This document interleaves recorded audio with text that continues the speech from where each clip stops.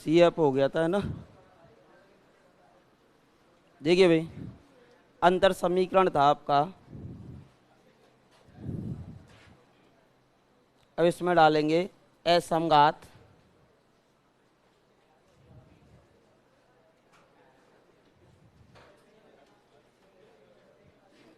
अंतर समीकरण का हल।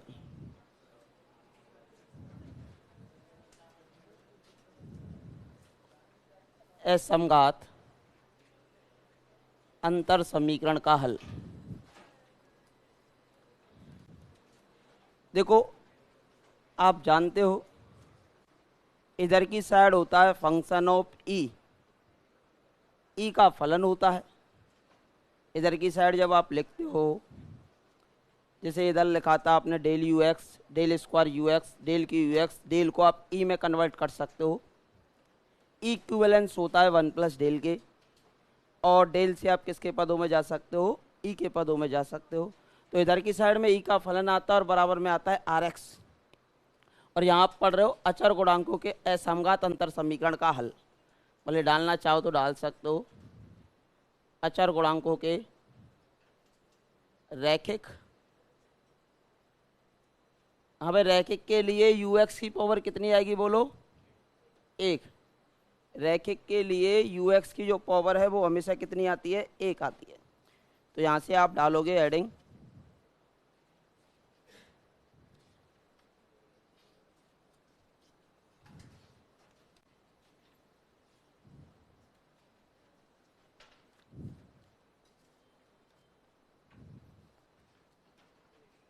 अजी, लिख लिया ना सभी ने।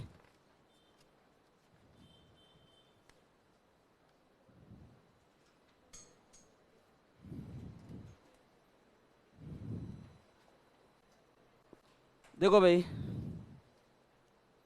ए नॉट ई की power n, a one e की power n minus one, plus dot dot dot a n, और यहाँ से यू एक्स, और बराबर में कितना है, आर एक्स। यही तो होता है। अब देखो इसकी कोटि कैसे निकाली जाती है। ई की हाईएस्ट पावर एन, और ई की लोएस्ट पावर जीरो। एन और जीरो का डिफरेंस एन होगा, तो वह उसकी कोटि होती है। रैखिक कैसे पहचाना जाता है कि यू एक्स की होल पावर कितनी है, एक ही है, तो ये रैखिक होता है। यू एक्स की जो पावर है वो कितनी है, एक है, तो ये रैखिक होता है। फिर ये ई में अगर a naught a one dot dot dot a n, ये कैसी राशियां हैं बोलो, अचर हैं, तो इसे बोलोगे अचर गुणांकों की रैखिक अंतर समीकरण। अचर गुणांकों की रैखिक अंतर समीकरण। यदि a naught a one dot dot dot a n कैसी हैं, अचर राशियां हैं, तो अचर गुणांकों की रैखिक अंतर समीकरण। अगर डेल में भी दे रखा है तो ई में कन्वर्ट कर लो, और ई में कन्वर्ट करने के लिए ई की हाईएस्ट पावर लोएस्ट पावर का डिफरेंस देख लो। देखने के बाद उसकी कोटि आ जाती है। यू एक्स की पावर देख लो, समघात रैखिक है क्या, रैखिक है, लेकिन आपके सिलेबस में केवल और केवल रैखिक वाले क्वेश्चन है, तो रैखिक का ही आएगा। फिर ये अचर राशियाँ हैं। अब आर एक्स का मान देखो, यदि आर एक्स का मान जीरो होता तो केवल निकलता सी एफ, सी एफ उसे कह देते समघात। यदि आर एक्स का मान जीरो नहीं होता तब सी एफ के साथ आपका क्या और निकलता, पी आई और निकलता। सी एफ और प्लस पी आई आपका दिए हुए अंतर समीकरण का संपूर्ण हल होता। क्या होता, संपूर्ण हल होता। अब देखिए, यदि R x not equal to zero है, तब एक कैसा कहलाता है बोलो, असमघात अंतर समीकरण है। अंतर समीकरण है,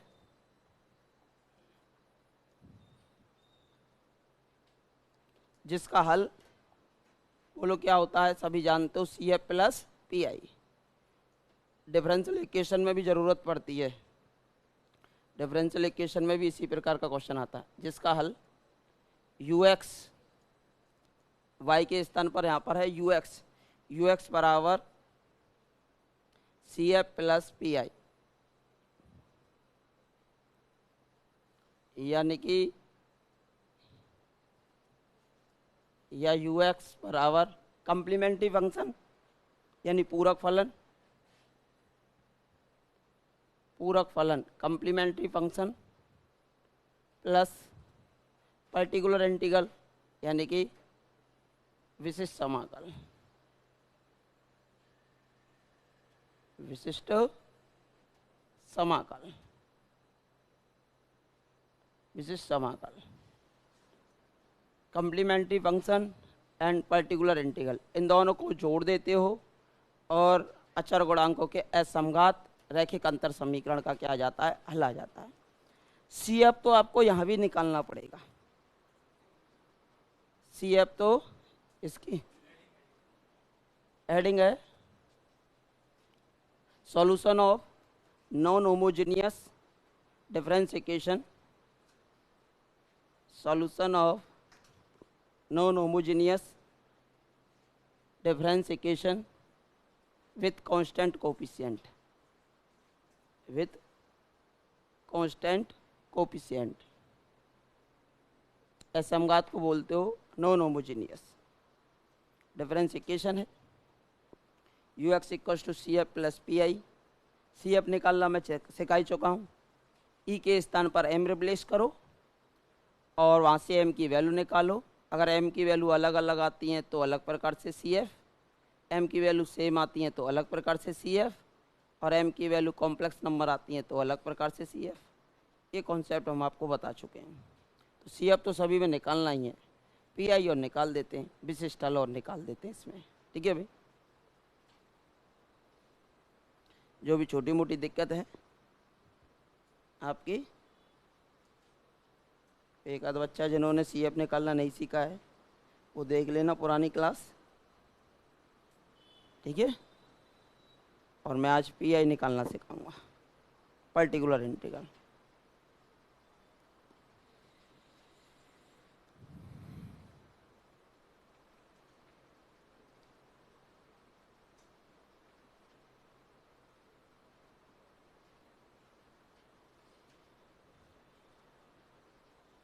हेडिंग डालेंगे पी आई निकालना, विशिष्ट हल ज्ञात करना।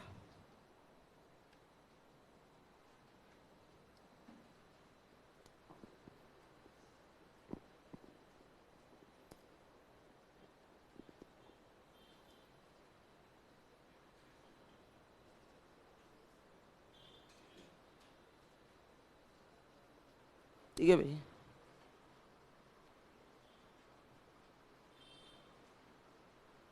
डालिए हेडिंग। देखिए भाई, इसको आप समीकरण एक को इस प्रकार भी लिख सकते हो कि ये ई का फलन है। किसका फलन है? ई का। शिफ्टिंग ऑपरेटर, अंतर संकारक यानी सॉरी विस्थापन संकारक का फलन है और यू एक्स और बराबर में कितना है आपका आर एक्स है, ठीक है। तो इसे लिख सकते हो function of E into you x बराबर आर एक्स। और मुझे पी आई निकालना होता है तो यू एक्स की वैल्यू चाहिए, तो इसका डिवाइड चला जाएगा इधर की साइड। तो यहाँ से अब आप हेडिंग डालोगे विशिष्ट हल ज्ञात करना या विशिष्ट समाकल ज्ञात करना।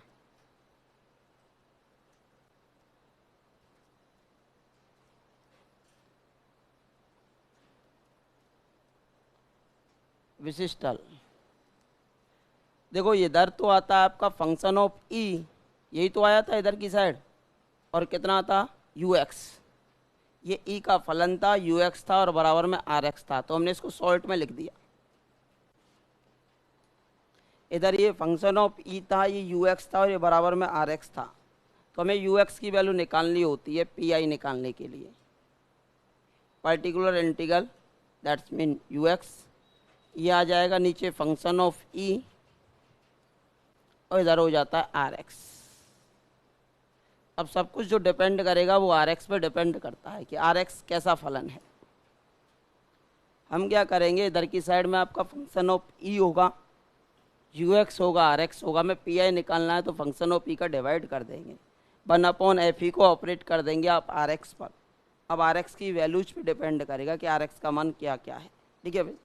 तो यहाँ से अब आप डालेंगे केस नंबर फर्स्ट।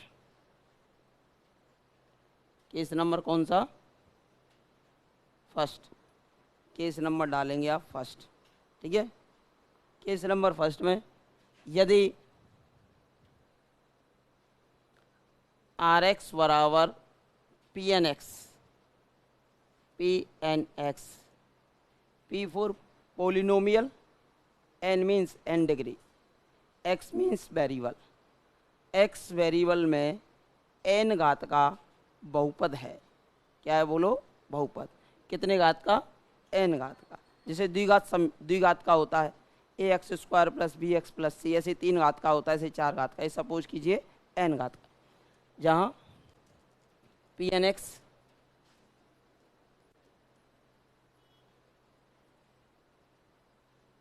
चर एक्स में एन घात का बहुपद है। एन घात का क्या है बोलो? बहुपद, पोलिनोमियल है। एन घात का क्या है बोलो? बहुपद है। एन घात का क्या है बोलो? बहुपद है।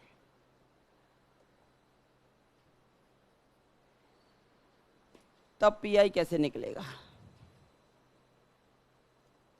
तब पी आई बराबर, ये तो आपका फंक्शन ऑफ ई आता है, ये नीचे आ जाएगा। अब यहाँ आर एक्स आता है आपका, आर एक्स के स्थान पर क्या हो गया बोलो? पी एन एक्स हो गया। क्या हो गया बोलो? आर एक्स के स्थान पर क्या हो चुका है अब आपका? P N x. अब इसे सॉल्व करने के लिए मैंने आपको बहुपद को क्रमगुणित संकेतनों में व्यक्त करना सिखा रखा है, फैक्टोरियल नोटेशन में। और फैक्टोरियल नोटेशन में जैसे ही आप इसे रिप्रेजेंट करते हो तो del like as a differentiation और 1 del like as a integration. तो 1/डेल तो इंटीग्रेशन की तरह काम करेगा, और ये जो डेल होगा ये आपका अवकलन की तरह काम करेगा जब आप इसे किसी बहुपद पर अप्लाई करोगे।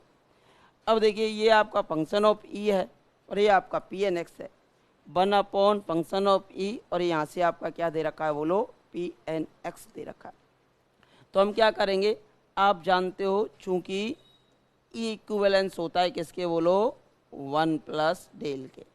तो सबसे पहले तो आप जाओगे डेल के पास। किसके पास जाओगे? डेल के पास। तो हम क्या करेंगे? ई जहाँ जहाँ भी ई होगा वहाँ पर आप ई के स्थान पर रख दोगे कितना? 1 प्लस डेल। जहाँ जहाँ पर ई होगा वहाँ वहाँ रख देंगे आप 1 प्लस डेल, अगर पी एन एक्स एक्स में कोई भी बहुपद दे रखा है तो। फिर पी एन एक्स को क्या करेंगे? यहाँ ये पी एन एक्स होगा, इस पी एन एक्स को आप क्रमगुणित संकेतनों में लिखोगे। क्रमगुणित संकेतनों में, क्रमगुणित संकेतनों में लिखते हैं। क्रमगुणित संकेतनों से मतलब होता है फैक्टोरियल नोटेशंस।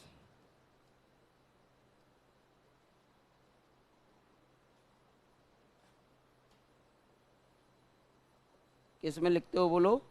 फैक्टोरियल नोटेशंस में आप इसे लिखोगे।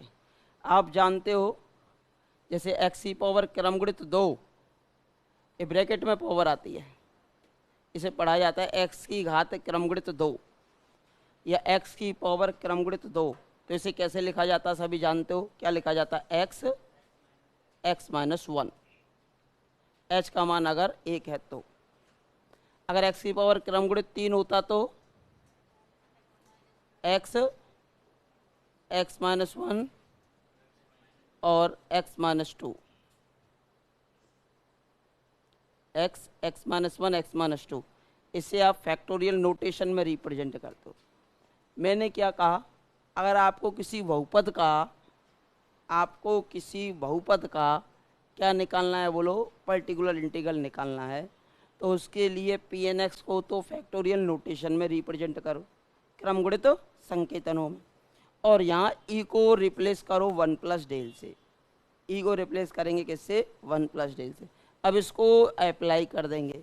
जहाँ जहाँ डेल आएगा वो अवकलन की तरह काम करेगा, और जहाँ जहाँ 1/डेल आएगा वो समाकलन की तरह काम करेगा। और हमारा यहाँ से क्या निकल के आ जाता है? पी आई निकल के आ जाता है, पर्टिकुलर इंटीग्रल निकल के आ जाता है। कोई समस्या? केस सभी एक साथ लिखा दूँ और उसके बाद इन पे क्वेश्चंस करा दूँ, ठीक है? ये तो हो गया केस नंबर फर्स्ट, अगर लिख लिया हो तो आपने लिख लिया ना।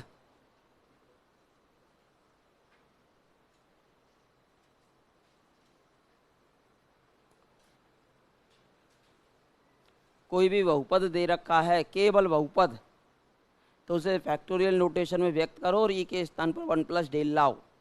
लाने के बाद उसे सॉल्व करो, आपका पी आई आ जाएगा, एग्जैक्ट पी आई आ जाएगा। ठीक है, जहाँ 1 बाई डेल मिलेगा वो समाकलन कर देना, जहाँ डेल मिलेगा वहाँ पर अवकलन कर देना। ये केस नंबर फर्स्ट है। जब पी एन एक्स दे रखा हो, जब भी एन घात का कोई भी बहुपद दे रखा हो, जैसे द्विघात का, 3 घात का, इस प्रकार का। ठीक है भाई, आगे बढ़ते हैं अगले क्वेश्चन की ओर। लिख लिया ना सभी ने?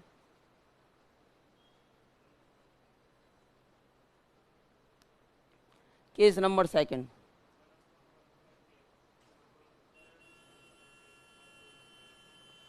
वन अपॉन डेल तो समाकलन की तरह और डेल अवकलन की तरह काम करेगा। इसको एक्सपेंशन करेंगे ना, बाई एक्सपेंशन सॉल्व करेंगे विस्तार के द्वारा। ये लिख लिया? केस नंबर सेकंड डालेंगे। अजय बोलो, अभी लिखा नहीं? केस नंबर सेकंड डालेंगे। इसके बाद एग्ज़ाम पेपर में हमें स्पीड बढ़ानी पड़ती है। फर्स्ट ग्रेड वालों के लिए अलग से मैं टाइम डिसाइड कर देता हूँ कुछ और, दोनों बैचेज को मिलाकर।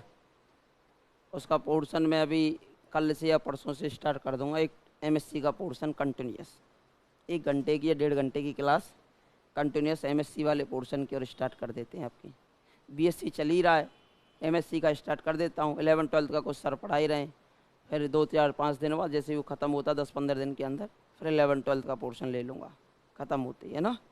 जैसे 2D 3D है, 2D 3D दोनों की कॉमन है।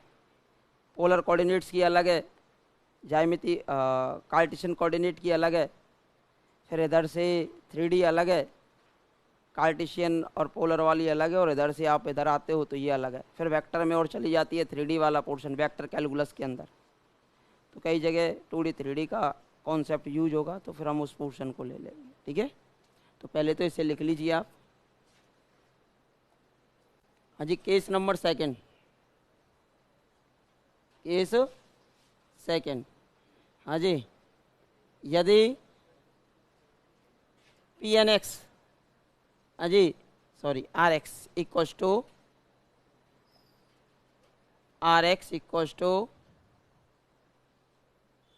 P N x into a x है। अब देखो, बहुपद भी है और किसी कांस्टेंट की पावर एक्स भी लगा हुआ है। यहाँ क्या दे रखा है? एक बहुपद भी दे रखा है और ए की पावर क्या दे रखा है? एक्स भी दे रखा। बहुपद भी आए और मल्टीपल में कोई भी ए की पावर एक्स भी आ जाए, तब इसका आप पी आई लिखोगे, पर्टिकुलर इंटीग्रल। वही कॉन्सेप्ट लगता है कि नीचे तो फंक्शन ऑफ ई आएगा ही आएगा, फंक्शन ऑफ ई तो आता ही है, ये तो आपको पता ही होना चाहिए। और आर एक्स के स्थान पर अब आपका हो चुका है P N x into a x, ये तो हो चुका। अभी कॉन्सेप्ट हम जितना आसान समझते हो उतना आसान है भी नहीं, और 2 नंबर का फ़ायदा, 2 क्वेश्चंस का फ़ायदा होता है इससे। आप जो सेकंड ग्रेड के पेपर हो रहे हैं हर बार 2 क्वेश्चन आ रहे हैं, फर्स्ट ग्रेड में तो एक भी नहीं आएगा, सेकंड ग्रेड में 2 क्वेश्चन आते हैं। 2 क्वेश्चन का मतलब होता है 4 नंबर, 1-1 अंक से आपकी मेरिट ऊपर नीचे होती है। जो 2 क्वेश्चन करेगा उसको 4 नंबर का बेनिफिट हो जाता है। मोस्टली 90% तो ऑप्शन से हो जाते हैं, कोई बाय द वे कोई कारण हो नहीं हो पाए, नहीं तो ऑप्शन भी हमेशा सेटिस्फाई करता है, क्योंकि उसी का तो सॉल्यूशन होता है। यदि पी एन एक्स इंटू ए की पावर एक्स दे रखा हो, तो अब हम क्या करेंगे, यहाँ से ए की पावर एक्स को तो बाहर निकाल देंगे, ए की पावर एक्स को तो कहाँ निकाल देंगे? बाहर। और ये जो ई लिखा हुआ है, ई के स्थान पर कर देंगे ए ई, मतलब जहाँ जहाँ ई होगा उसका मल्टीप्लाई ए से कर देंगे, जहाँ जहाँ पर ई होगा उसका मल्टीप्लाई किससे कर देंगे? ए से कर देंगे। और इधर की साइड में रहने देंगे अब आपका पी एन एक्स, इधर की साइड में क्या रहने दोगे अब आपका? P N x. A x बाहर हो गया और जहाँ पर ई था उसके स्थान पर हो गया ए ई, और पी एन एक्स पे अप्लाई हो गया। अब पी एन एक्स पे अप्लाई तो कर दिया अब आपने, पीछे मैंने अभी आपको बताया है जब भी पी एन एक्स पर किसी फलन को आप अप्लाई कर रहे हो ई के फलन को, तो पी एन एक्स को तो किस में व्यक्त करोगे, क्रमगुणित संकेतनों में, और ई को किस में चेंज करोगे, डेल में।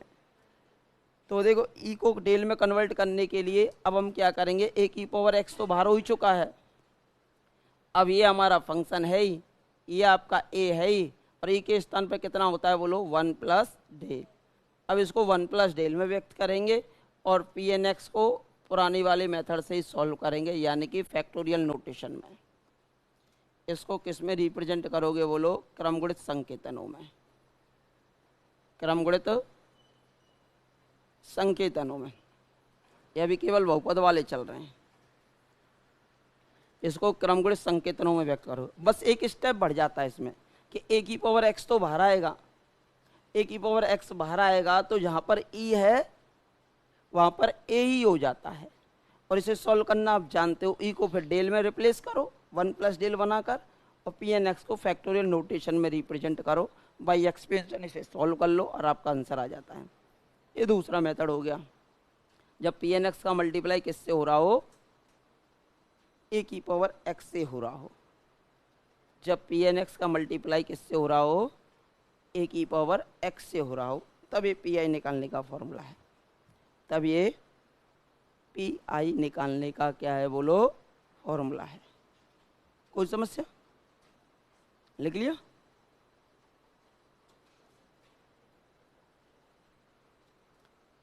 केस नंबर 3 और केस नंबर 4, 2 केस और कराऊंगा, इन्हीं से आपका पी आई का क्वेश्चन सॉल्व हो जाता है। लिख लिया सभी ने, केस 3 और केस 4, 2 केस और हैं, पर क्वेश्चंस करा देंगे, फिर इससे आपकी प्रैक्टिस हो जाएगी।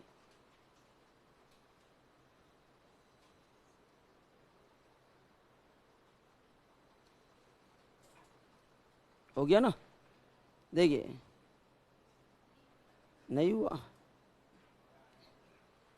लिखो जल्दी लिखो, इतना धीमा कैसे लिखते हो?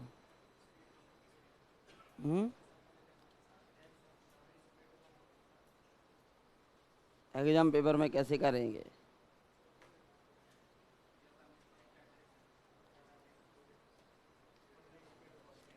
जब तक स्पीड बन जाएगी है, चलो लिख लिया ना ये।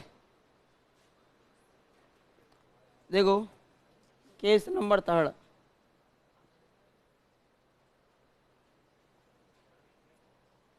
जब आर एक्स इक्वल्स टू ए की पावर एक्स है, जब आर एक्स की वैल्यू जो है वो किसके बराबर है, ए की पावर एक्स है, तब अब पी एन एक्स नहीं है यहाँ पर, क्या नहीं है, पी एन एक्स नहीं है, ए की पावर एक्स है, तब यदि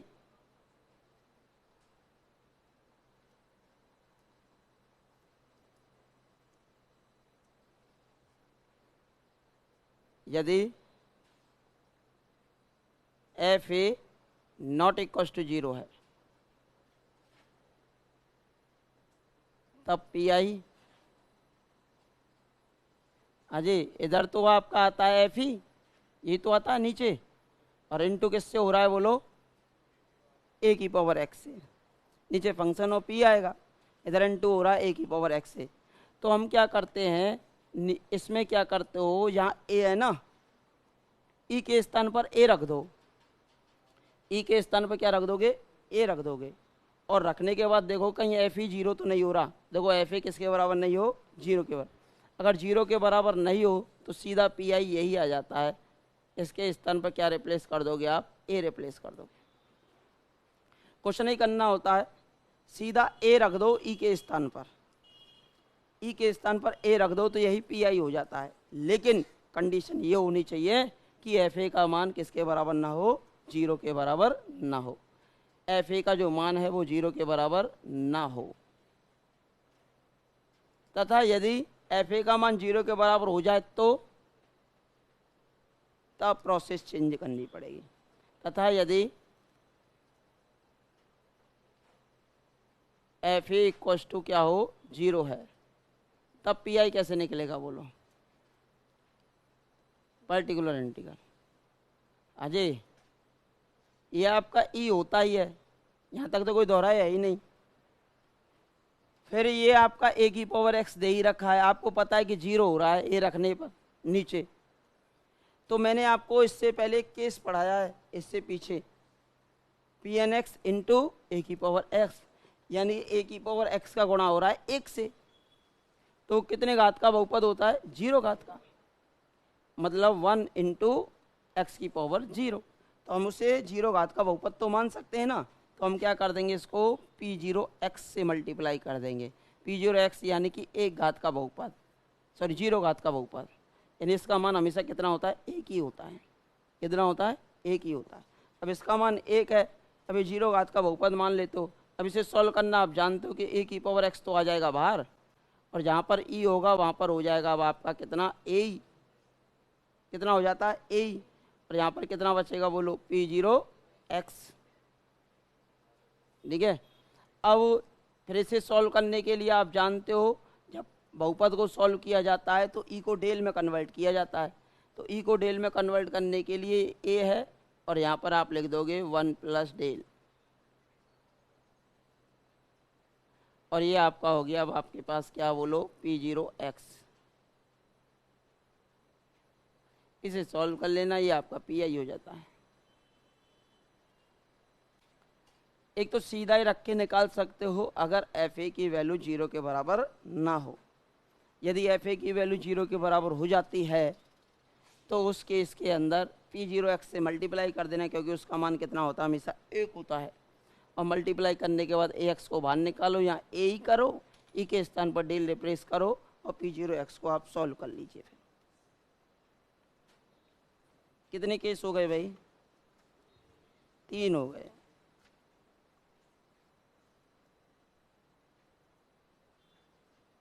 केस नंबर लिखेंगे 4। केस नंबर लिखेंगे कौन सा, 4।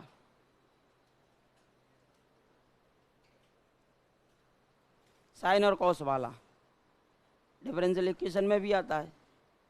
एक साइन कॉस का सेकंड ग्रेड में भी आ चुका है, एक साइन कॉस में क्वेश्चन सेकंड ग्रेड में भी आ चुका है, और मोस्टली बहुपद का क्वेश्चन आता है सेकंड ग्रेड में, या ए की पावर एक्स का आता है, या बहुपद का आता है, या साइन कॉस का आ सकता है। तीनों एक एक बार पूछे जा चुके हैं। तो ये लिख लिया सभी ने भाई।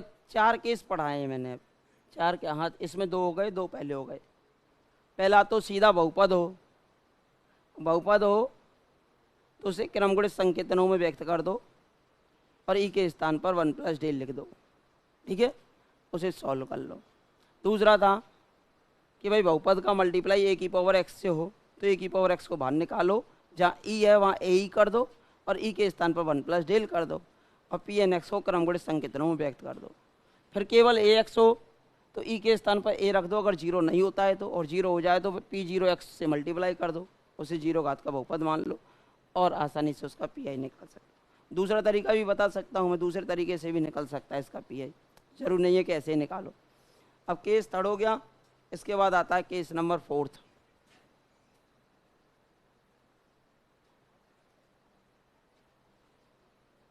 इनसे अतिरिक्त कोई भी केस आएगा नहीं। ठीक है, यदि आर एक्स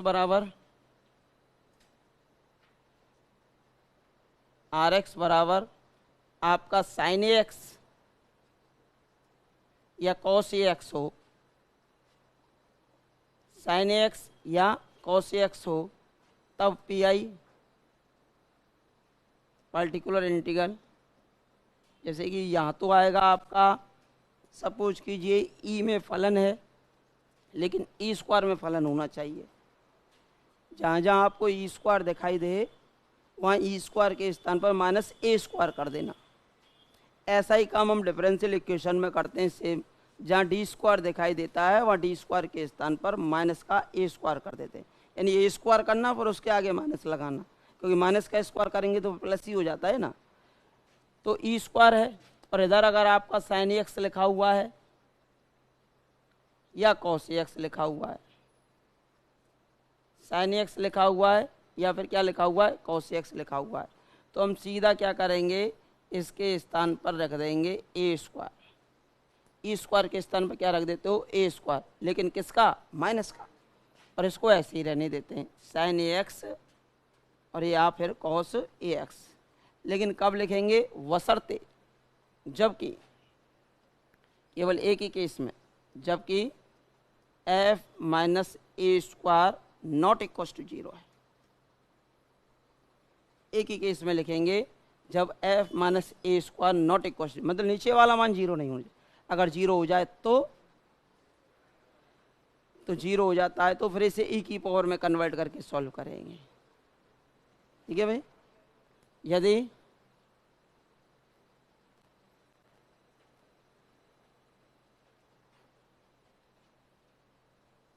तब साइन ए एक्स या कॉस ए एक्स को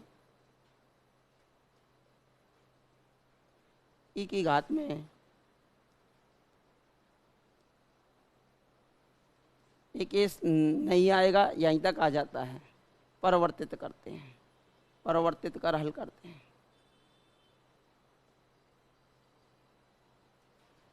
परिवर्तित कर हल करते हैं।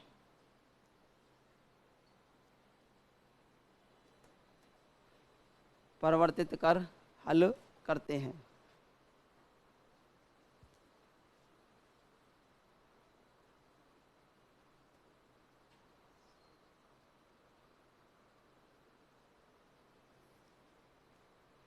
इसमें परिवर्तित कर आप इसे क्या करते हो, हल करते। 4 केस हैं।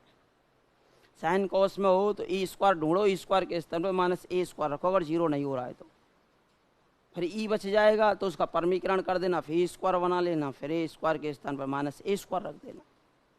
पी एन एक्स दे रखा हो तो उसे क्रमगुणित संकेतनों में व्यक्त करो, ई के स्थान पर 1 प्लस डेल रखो, सॉल्व कर लो। ए एक्स दे रखा हो, ई के स्थान पर सीधा ए रख दो, अगर 0 हो रहा हो तो पी 0 एक्स से मल्टीप्लाई कर दो। ये 4 केस आपके पी आई निकालने के रहेंगे। सी एफ निकालना आप जानते ही हो, तो उसे तो निकाल कर मुझे बार बार बताने की कोई आवश्यकता है ही नहीं। तो आज हम सीख रहे हैं केवल और केवल पी आई निकालना। सी एफ का भी क्वेश्चन आ चुका है एग्जाम पेपर में, 1 बार 2 बार। पी आई के आ चुके हैं, इस बार 2 आए थे क्वेश्चन पी आई के सेकेंड ग्रेड में। इधर से संस्कृत डिपार्टमेंट में भी 1-2 क्वेश्चन आपके पी आई के आ चुके हैं। तो हर बार एक क्वेश्चन आपको देखने को मिलता है। एक तो है ही है, 2 देखने को मिलते हैं बल्कि, और 6 आने से तो 8 हो जाते हैं, या 5 आने से 2 अंतर समीकरण से 7 हो जाते हैं। 7 से 8 क्वेश्चन आपको देखने को मिलते हैं, और 7-8 क्वेश्चन बहुत माने जाते हैं।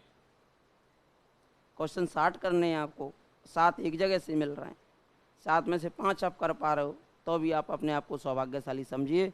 लेकिन 7 में से आप 2 ही कर पा रहे हो और 2 में से 1 सही और 1 गलत है, तो समस्या ज़्यादा है। फिर सिलेक्शन थोड़ी ना होगा, सिलेक्शन नहीं। एक टॉपिक ये भी होता है कि बच्चा पूरा पढ़ के जाता है, जैसे एन ए पढ़ के गया कि मैं पढ़ के आया हूँ, 7 क्वेश्चन आएंगे, सर ने कहा 7 आएंगे, 7 आ गए, मुझे 7 करने ही करने, आ ना रहे तो भी करने ही करने। मैंने पढ़ा है ऐसा, हाँ डेल ऊपर होता नीचे होता, आंसर लगाऊंगा। हो सकता है भाग्य साथ दे दे, उसका आंसर सही बैठ जाए।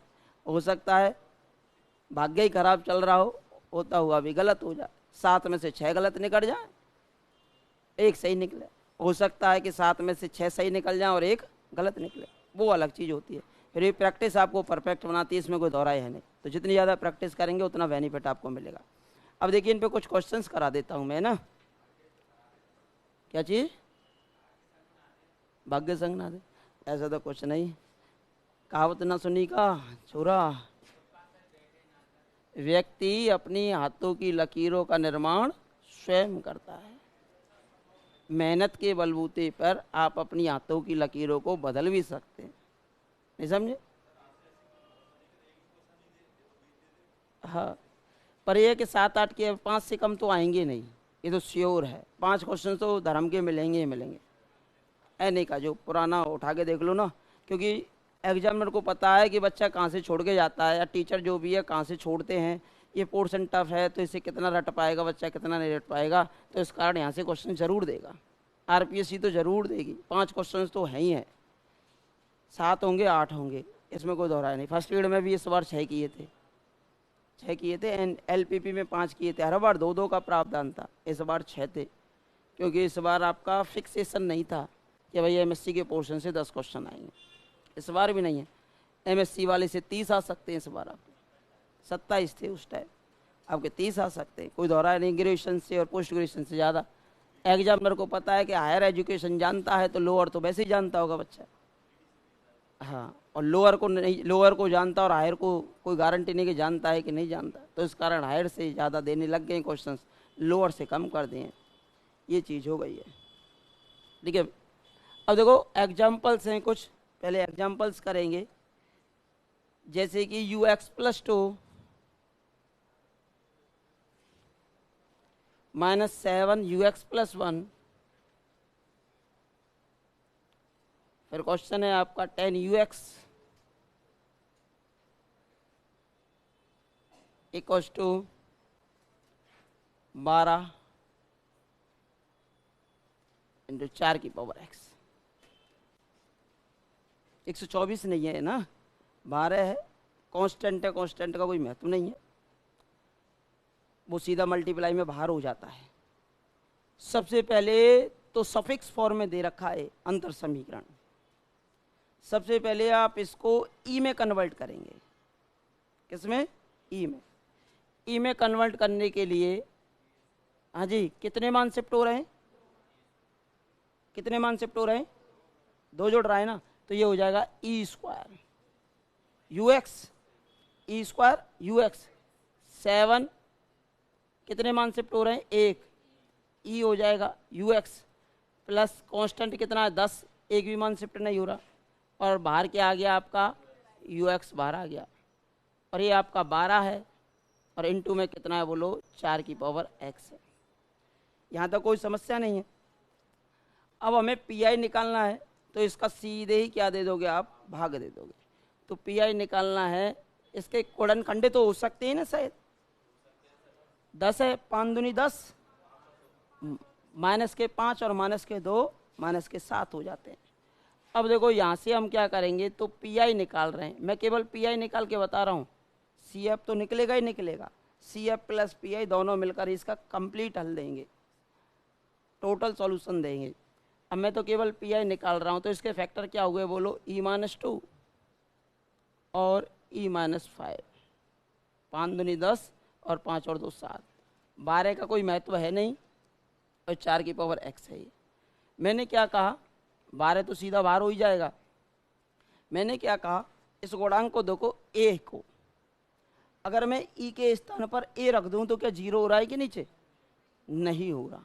जब 0 नहीं हो रहा तो सीधा ही ये पी आई हो जाएगा। तो यहाँ 4 है ना, तो यहाँ रख दोगे 4 - 2, यहाँ 4 - 5, और ये आपका रहेगा 4 की पावर x। ये 12 है, ये कितना बचा? 2, ये बचा -1, और ये आ गया 4 की पावर x। ये कितना आ गया बोलो? माइनस का 2 कितनी बार कटेगा? -6 बार, और ये आ जाएगा 4 की पावर x। यही आपका पी आई है, यही आपका क्या है बोलो? पी आई है। ये क्वेश्चन है। ऐसा क्वेश्चन भी एग्जाम पेपर में देखने को मिला एक बार। कुछ नहीं करना होगा, कांस्टेंट को बाहर करो। कांस्टेंट को कहाँ करना है आपको? बाहर करना है। करने के बाद ए को देखो, ए कितना है? 4 है। ई के स्थान पर सीधा ए रख दो, ई के स्थान पर सीधा आप क्या रख देंगे? ए रख देंगे। ई के स्थान पर आप सीधा क्या रख देंगे? ए रख देंगे, और पी आई निकाल लेंगे।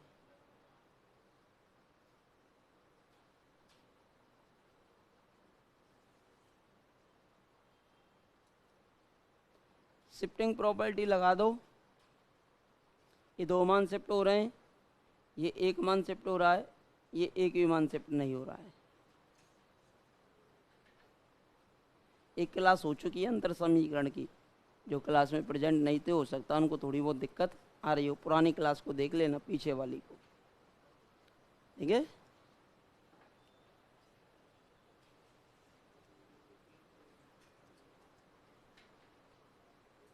हो गया ना सभी का?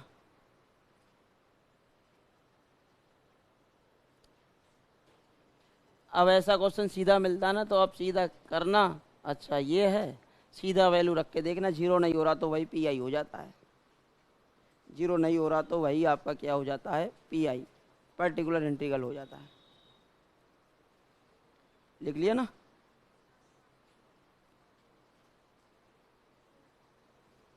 लिख लिया? बढ़े आगे? अगला क्वेश्चन,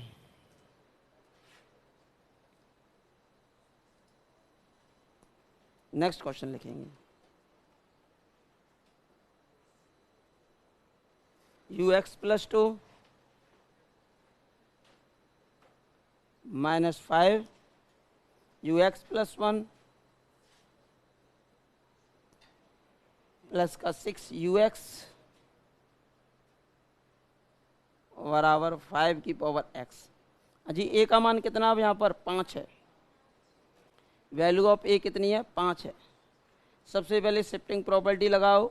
हाँ भाई, कितने मान शिफ्ट, 2 मान। यहाँ पर कितने मान शिफ्ट, 1 मान।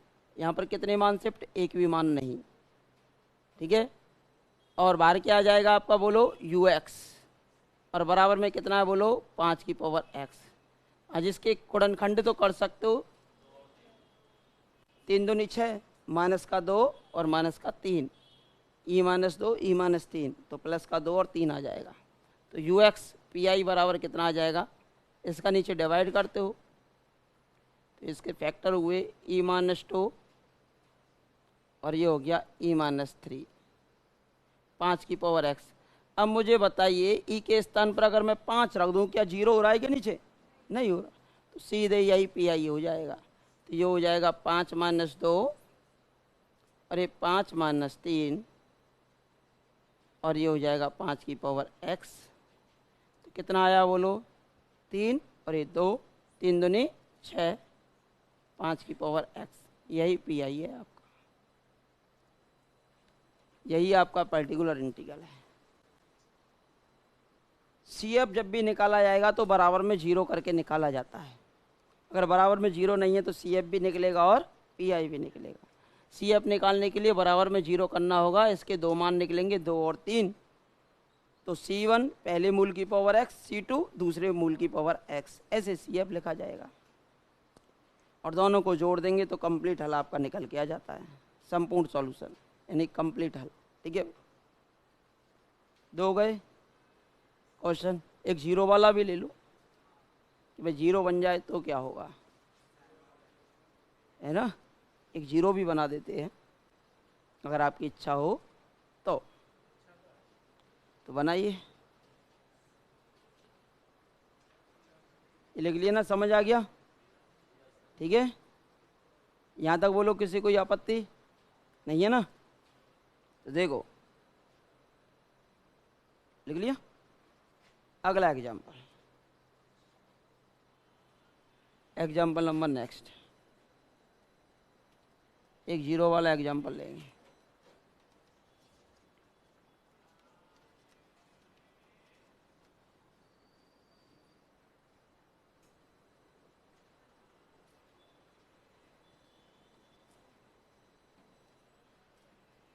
E square minus 2e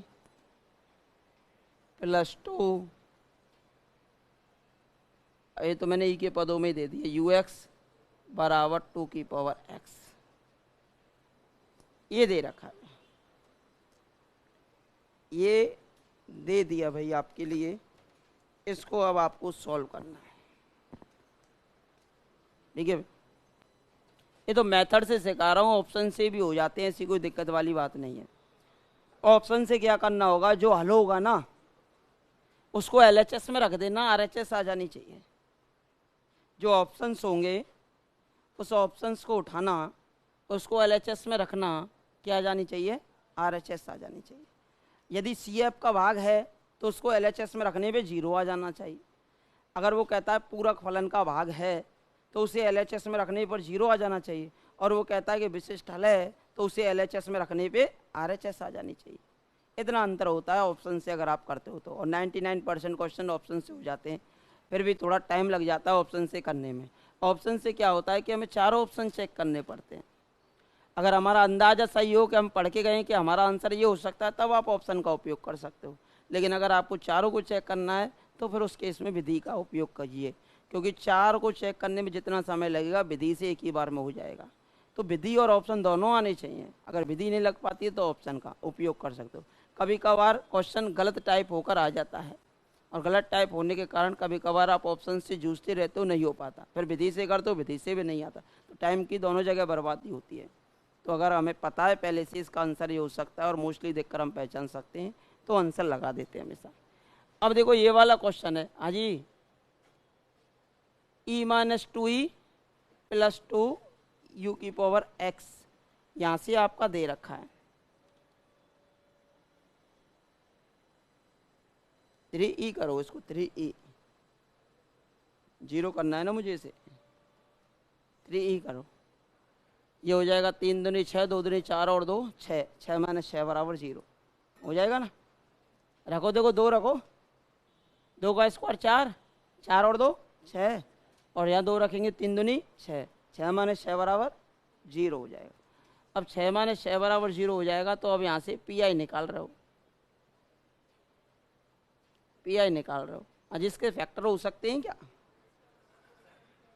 E minus two E minus 1, 2 एकम 2 प्लस के, तो इसके फैक्टर हो गए ई माइनस 1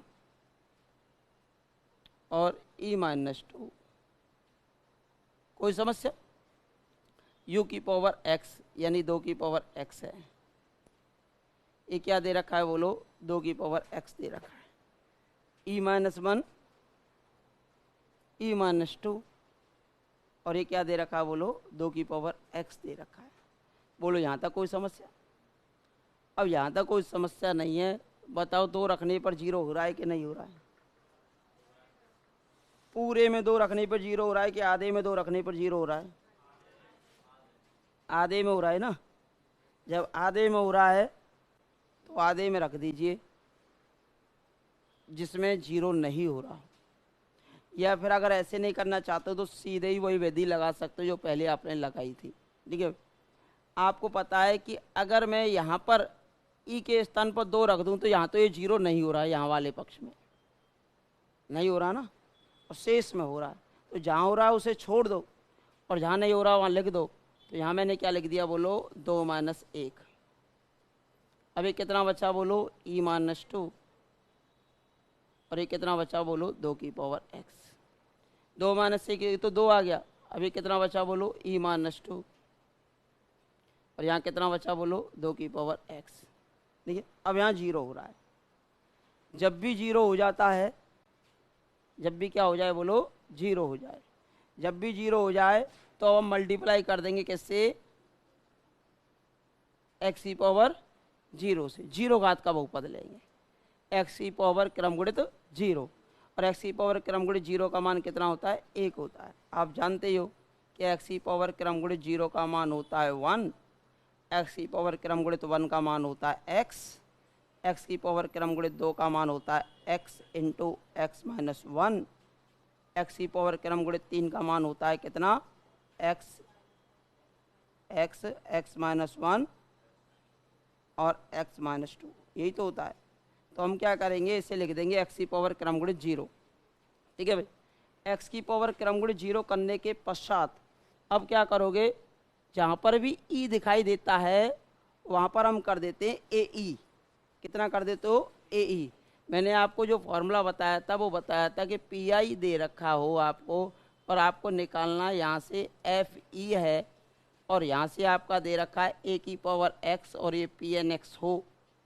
अब कितने भी घात का बहुपद हो, यहाँ मैंने 0 घात का ले लिया है, तो a की पावर x तो आ जाता है आपका बाहर, और जहाँ पर भी e होता है वहाँ हो जाता है आपका ae, और ये आपका pnx रह जाता है। इसको फैक्टोरियल नोटेशन में लिखा जाता है, फैक्टोरियल नोटेशन, ये तो बताया था मैंने। अब यहाँ से क्या करेंगे, ये a है 2, तो 2 की पावर x तो आएगी बाहर, और जहाँ e है ना वहाँ हो जाएगा ae। a का मान कितना है बोलो, 2, तो ये हो जाएगा 2e, और ये माइनस का कितना है बोलो 2, और ये आपका कितना चल रहा है, x की पावर क्रमगुणित 0। अब यहाँ से कॉमन कितना आ गया बोलो, 2 कॉमन आ गया। अब 2 कॉमन आ गया तो ये बचा 2x/2 और ये कितना बचा बोलो e-1। हाँ जी, ई इक्विवेलेंस होता है किसके 1 प्लस डेल के। ई की जो वैल्यू है वो 1 प्लस डेल के बराबर होती है। क्या जी, किससे क्या कैंसिल? हाँ, तो ई की वैल्यू 1 प्लस डेल के बराबर होती है, तो ये कितना बचेगा, ये आपका एक्स की पावर क्रम गुणे 0 है ही। ठीक है, अब इसको किस में कन्वर्ट करेंगे, डेल में। अब डेल में कन्वर्ट करने के लिए 2x/2 है। अब ई इक्विवेलेंस होता है आपके किसके बोलो 1 प्लस डेल के, और ये माइनस का 1 है ही, और ये एक्स की पावर क्रम गुणे 0 है, चूँकि ई जो है वो इक्विवेलेंस होगा किसके 1 प्लस डेल के। अब लगाने के बाद 1 से 1 कैंसिल, ये बचा 2x/2, ये बचा 1/डेल, और ये एक्स की पावर क्रम गुणे 0। अब मैंने क्या कहा है 1/डेल लाइक एज ए इंटीग्रेशन, समाकलन की तरह काम करेगा, और डेल ऊपर होता तो अवकलन की तरह काम करता। अब एक्स की पावर 0 का समाकलन कितना हो जाएगा, अब देखो ये तो ऊपर चला जाएगा, 2 की पावर x-1 हो गया। इसका समाकलन कितना होगा बोलो, एक्स की पावर फैक्टोरियल 1/1। एक्स की पावर क्रम गुणित 1 को खोलोगे तो क्या आता है बोलो, एक्स ही आता है, तो ये आ गया x 2 की पावर x-1, ये आपका पी हो जाता है। x 2 की पावर x-1, यही आपका क्या हो जाता है, पी। एक फॉर्मूला आपका ये था, लिख लीजिए पहले इसको।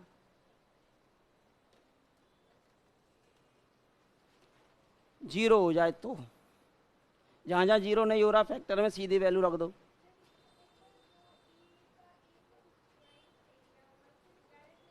कर दो, सेम आएगा आंसर।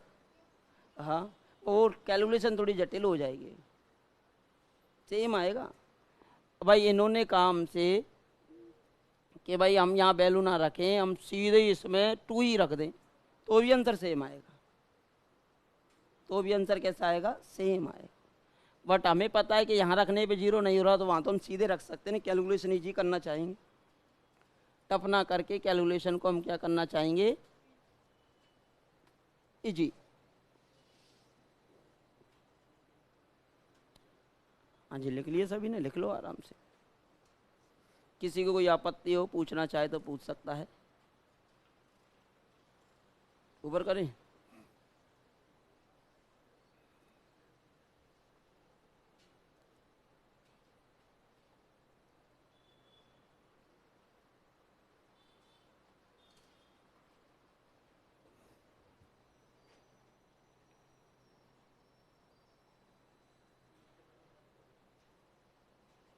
क्या हुआ,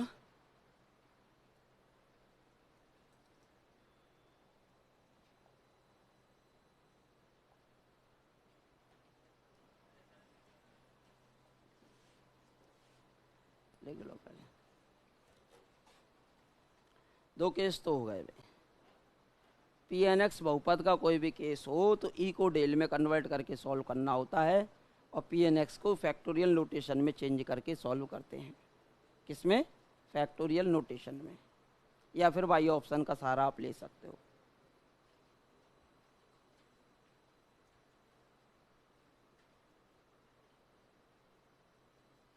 हाँ जी, लिख लिया क्या सभी ने?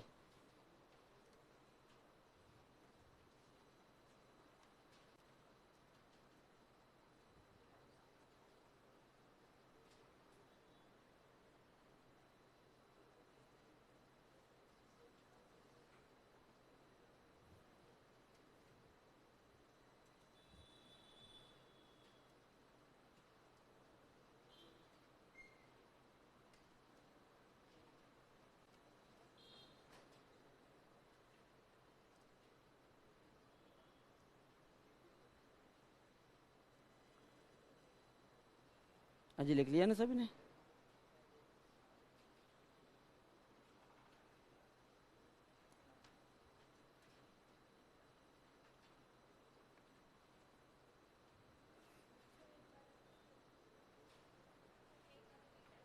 एक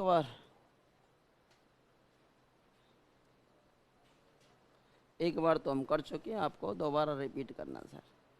देखो, जब भी ए की पावर एक्स दे रखा है तो सीधा हम 2 रख के देखेंगे 0 हो रहा है कि नहीं हो रहा, जिसमें जीरो नहीं हो रहा उसमें सीधा रख दो, अगर नहीं भी रखते हो फिर ये प्रोसेसिंग सीधी लगानी पड़ेगी, वो थोड़ी जटिल हो जाती है। सीधा रख दिया। अब ये बच्चा इसमें जीरो हो रहा था, जिसमें जीरो हो रहा हो और एक्स की पावर क्रमगुण जीरो से मल्टीप्लाई कर देंगे, यानी बहुपद और बना लेंगे। बहुपद बनाने के बाद बहुपद वाला केस ये होता है कि अगर बहुपद हो मल्टीपल में तो ए की पावर एक्स को बाहर लाओ, ई के स्थान पर ए ही कर दो और यहाँ पी एन एक्स छोड़ दो। अब ए कितना है यहाँ पर 2 है, 2 की पावर एक्स को बाहर लगाओ और ई के स्थान पर 2 ई कर दो और माइनस का 2 है और एक्स की पावर क्रमगुण 0 है। यहाँ से कॉमन कितना आ जाएगा, फिर आपका 2 कॉमन आ जाएगा, ये कितना बचेगा ई माइनस 1 एक्स की पावर क्रमगुण 0। फिर ई को मुझे डेल में ले जाना होता है और ई इक्विवेलेंस होता है किसके बोलो, 1 प्लस डेल के। ठीक है, 1 से 1 कैंसिल और 1 upon del like as a integration, तो इस समाकलन की तरह काम करेगा। एक्स की पावर 0 का समाकलन एक्स की पावर 1 अपॉन फैक्टोरियल 1। एक्स की पावर क्रमगुणित 1 का मान किसके बराबर होता है, एक्स के बराबर, और ये 2 पावर ऊपर गई, 2 की पावर एक्स थी, यहाँ 2 की पावर 1 है तो 2 की पावर कितनी बचेगी, एक्स माइनस 1 इंटू में कितना आ जाएगा एक्स। और वैसे भी करते तो वैसे भी आ जाता, दोनों प्रकार से आप इसे कर सकते थे, कोई दिक्कत वाली बात थी नहीं। लिख लिया सभी ने। अगला क्वेश्चन लिखेंगे पी आई निकालने का। नेक्स्ट क्वेश्चन लिखेंगे आप पी आई निकालने का।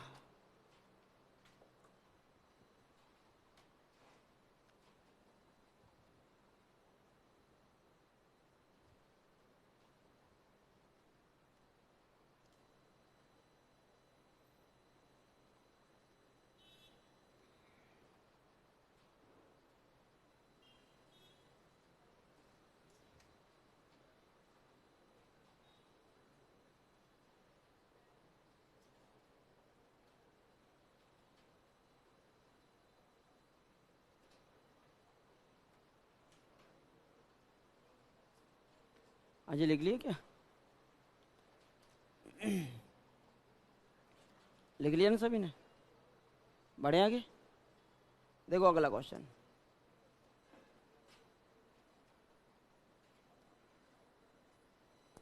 क्वेश्चन है आपका u x plus 2 minus 3 u x plus 1 plus 2 u x equals to 1। इसका पी आई बताना है। इसका क्या बताना है आपको, पी आई पर्टिकुलर इंटीग्रल बताना है। तो इसका पी आई अब आपको बताना है।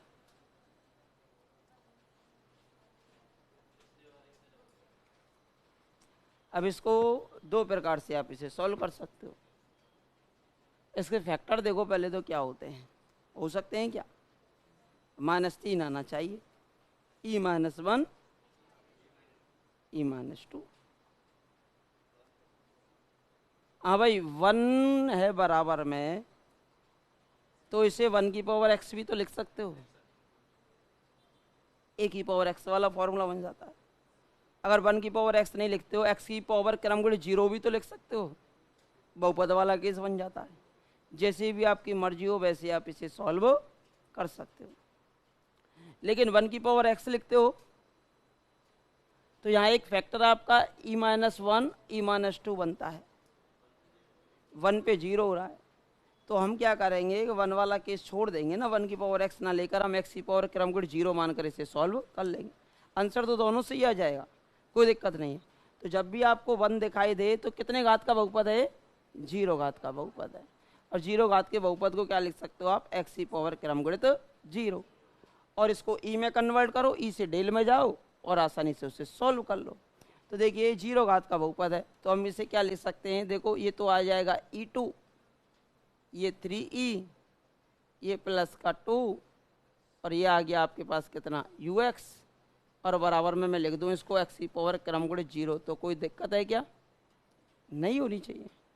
एक्स की पावर क्रमगुणित 0 का मान कितना होता है, 1 होता है। बहुपद मान लिया मैंने 0 घात का, बहुपद को सॉल्व करना आप जानते हो। अब एक्स की पावर क्रमगुणित 0 आपने मान लिया तो पी आई क्या आएगा बोलो, इसका पी आई आएगा अब आपके पास कितना, इसके फैक्टर कितने हुए बोलो, ई माइनस 1 ई माइनस 2 और एक्स की पावर क्रम गुणित 0, यही तो है। फिर मैंने क्या कहा, जब भी बहुपद को सॉल्व करते हो तो ई को डेल के पास ले जाया जाता है। ई इक्विवेलेंस होता है किसके बोलो, 1 प्लस डेल के। अब चूंकि ई जो है वो इक्विवेलेंस है किसके, 1 प्लस डेल के, तो ई माइनस 1 किसके बराबर हो जाएगा बोलो, डेल के। ई माइनस 1 किसके बराबर हो जाएगा बोलो, डेल के। तो यहाँ से ई माइनस 1 को लिख दो आप कितना, डेल। अब एक ई माइनस 1 है और फिर माइनस का 1 है, तो ये कितना हो जाएगा बोलो, डेल माइनस 1। या ई की वैल्यू रख देना आप 1 प्लस डेल, तो एक 1 कैंसिल हो जाएगा तो डेल माइनस 1 बचेगा। भाई ई की वैल्यू क्या रख दिया आपने, 1 प्लस डेल रख दी, तो ये कितना बचा, डेल माइनस 1। और ये कितना बचा बोलो, एक्स की पावर क्रम गुणित 0, एक्स की पावर क्रम गुणित 0। अब इसको वाई एक्सपेंशन आपको सॉल्व करना है, बाई एक्सपेंशन आपको इसको क्या करना है बोलो, सॉल्व करना है। अब बाई एक्सपेंशन आपको इसको सॉल्व करना है तो हमेशा जो कांस्टेंट होता है या जो सबसे छोटी पावर होती है उसे कॉमन लिया जाता है। अब यहाँ तो कुछ है ही नहीं, तो हम -1 कॉमन ले लेते हैं यहाँ से, और -1 कॉमन लेने के बाद ये माइनस का 1 डेल बचा। अब -1 कॉमन लेंगे तो ये ऊपर जाएगा, तो ये 1 माइनस डेल हो जाएगा, ये तो प्लस का हो जाएगा, ये माइनस का हो जाएगा, और ऊपर ले जाएंगे तो ये इन्वर्स हो जाएगा, और ये हो जाएगा एक्स की पावर क्रम गुणित 0। जब भी फैक्टोरियल नोटेशन में सॉल्व कर रहे हो और डेल में कन्वर्ट करके सॉल्व कर रहे हो तो बाई एक्सपेंशन प्रसार के द्वारा ही आप इसे सॉल्व करेंगे। प्रसार के द्वारा सॉल्व करेंगे तो आप जानते हो 1 प्लस एक्स का जो इन्वर्स होता है ना, वो होता है 1 माइनस एक्स प्लस का एक्स स्क्वायर, प्लस माइनस में चलता है। अगर दोनों ही माइनस होते हैं तो सब कुछ प्लस हो जाता है, 1 प्लस एक्स स्क्वायर। अगर यहाँ से 1 प्लस एक्स की पावर एन का एक्सपेंशन करते तो ये हो जाता 1 plus n x plus n n minus 1 x square upon factorial 2। इस प्रकार इसका एक्सपेंशन चलता है, ठीक है। अब यहाँ से अगर हम चेक करें, यहाँ भी माइनस यहाँ भी माइनस, तो सब कुछ किस में आएगा, प्लस में आएगा। अब ये -1 अपॉन डेल तो आपका चल ही रहा है, ज़्यादा मान खोलने की आवश्यकता पड़ती नहीं, 1 प्लस डेल, क्योंकि ये क्या है, कांस्टेंट है। ये क्या है, कांस्टेंट, और कांस्टेंट का अवकलन क्या होता है, 0 होता है। तो डेल तक खोल दो, आगे खोलने की कोई आवश्यकता है ही नहीं। अब एक्स की पावर क्रम गुणित 0, डेल तो अवकलन की तरह काम करेगा और 1 अपॉन डेल समाकलन की तरह काम करेगा। और अंदर ऑपरेट करो, एक्स की पावर क्रम गुणित 0 का 1 से होगा तो कितना आ जाएगा, एक्स की पावर क्रम गुणित 0 प्लस डेल यानी कि डेरिवेटिव ऑफ दिस, यानी कि कांस्टेंट का डेरिवेटिव करेंगे तो 0, फिर डेल स्क्वायर आएगा, फिर अवकलन करेंगे तो सब क्या हो जाते हैं बोलो, 0 हो जाते हैं। सब 0 हो जाते हैं तो अब बचा एक्स की पावर क्रम गुणित 0। अभी बचा 1 अपॉन डेल, और 1 अपॉन डेल का मतलब क्या होता है, समाकलन। एक्स की पावर क्रम गुणित 0 का समाकलन कितना होगा, एक्स की पावर क्रम गुणित 1 अपॉन फैक्टोरियल 1, और एक्स की पावर क्रम गुणित 1 का मान कितना होता है, एक्स होता है, तो ये आ गया माइनस का एक्स। तो यही आपका पी आई हो जाता है। या फिर इसे 1 की पावर एक्स लेकर भी इसे सॉल्व कर सकते हो, सेम ही आंसर आएगा। 1 की पावर एक्स से भी आप इसे सॉल्व कर सकते हो, इसका आंसर कैसा आएगा बोलो, समान ही आएगा, ठीक है। किसी को अगर कोई आपत्ति हो, कुछ पूछना हो तो पूछ सकता है।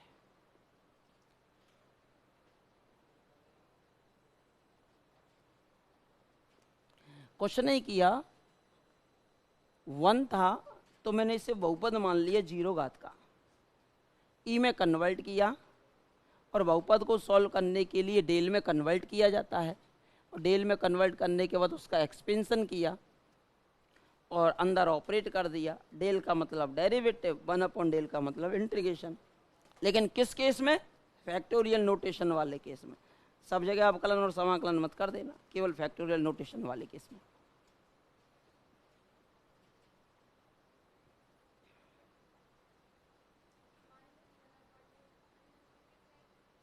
तो कर लो सेम, पहले इसको कांस्टेंट को बाहर निकालने के बाद इस पे ऑपरेट कर दिया करो, फिर लास्ट में इस पे कर दिया करो।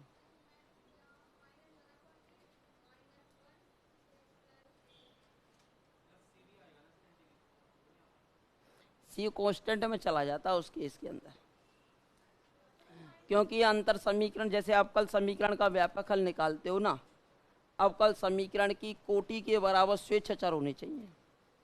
ऑर्डर ऑफ डिफरेंशियल इक्वेशन जितना है उतने ही आर्बिट्ररी कांस्टेंट आते हैं, और वो आर्बिट्ररी कांस्टेंट जो हैं वो आपके आ जाते हैं सी एफ वाले पार्ट में, कम्प्लीमेंट्री फंक्शन। क्योंकि मैंने इसका संपूर्ण हल नहीं लिखा है, केवल विशिष्ट हल लिखा है। विशिष्ट वाले केस बताएं, सी एफ का तो मैं निकालना सिखा चुका हूँ। C F plus P I दोनों को जोड़कर निकाला जाता है। आप तो ये कॉमन निकाल के सॉल्व करना, हमेशा इसको कॉमन निकाल, राइट टू लेफ्ट ऑपरेट कराना, राइट टू लेफ्ट ऑपरेट कराना।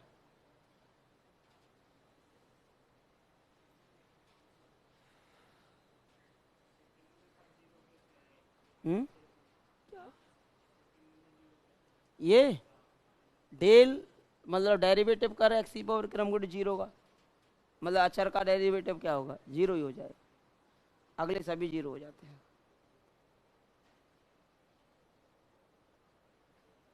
लिख लिया कि सभी ने?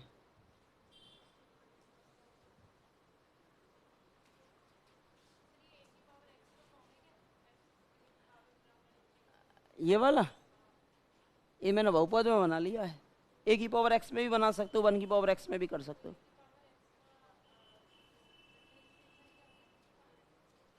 ए की पावर एक्स का अवकलन ए एक्स लॉग ए होता है, पर यहाँ अवकलन नहीं लगाना हमें बेटा, ये केवल फैक्टोरियल नोटेशन में वर्क करता है।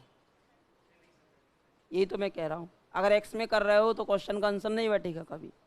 डेल और 1 डेल समाकलन अवकलन की तरह केवल फैक्टोरियल नोटेशन में कर रहे हैं। एक्स ई पावर क्रम गुणित 2 या एक्स ई पावर क्रम गुणित साइन एक्स भी होगा तो भी नहीं करेगा अवकलन समाकलन की तरह काम। कहीं आप 1 डेल लगाओ, साइन लगाओ, उसका अवकलन कर दो या समाकलन कर दो, तब भी काम नहीं करेगा। मैंने तो केवल कहा कि फैक्टोरियल नोटेशन में अगर क्वेश्चन दे रखा है बहुपद वाली फॉर्म में, क्रम गुणित संकेतनों में व्यक्त करो तो ही समाकलन अवकलन की तरह काम करेगा। वहाँ तो कर जाता है अवकल समीकरण में, लेकिन यहाँ नहीं करता, यहाँ केवल एक ही केस में कर सकता है। तो इस कारण मैं इसे फैक्टोरियल नोटेशन में कन्वर्ट करके सॉल्व कराता हूँ प्रत्येक केस में। हो गया नहीं? आगे बढ़ जाए, लिख लो आराम से, आगे के क्वेश्चन सॉल्व कराता हूँ।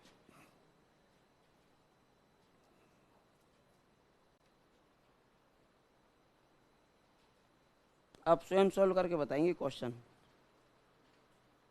स्वयं सॉल्व करके बताएंगे क्वेश्चन।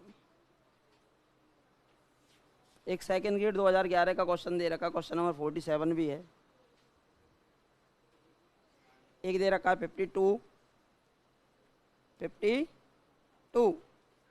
हाँ जी,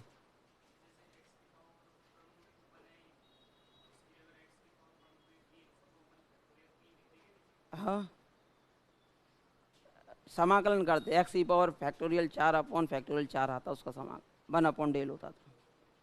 अवकलन होता तो अवकलन करना पड़ता, केवल फैक्टोरियल नोटेशन में, वैसे नहीं करोगे, ओनली फैक्टोरियल नोटेशन में क्वेश्चन सॉल्व करें। ये लिख लिया ना सभी ने? देखो मैं एक क्वेश्चन और लिख देता हूँ पहले, ये लिख लिया ना सभी ने? देखो भाई क्वेश्चन है, जैसे कि एक क्वेश्चन लिखो पहले, फिर वो करा दूंगा। जैसे कि E square minus 3e plus का 2 ux इक्वल्स टू v की पावर x, बशर्ते v की वैल्यू ना तो 1 के बराबर है और ना ही 2 के बराबर है। बताओ क्या आएगा? पी आई बताओ।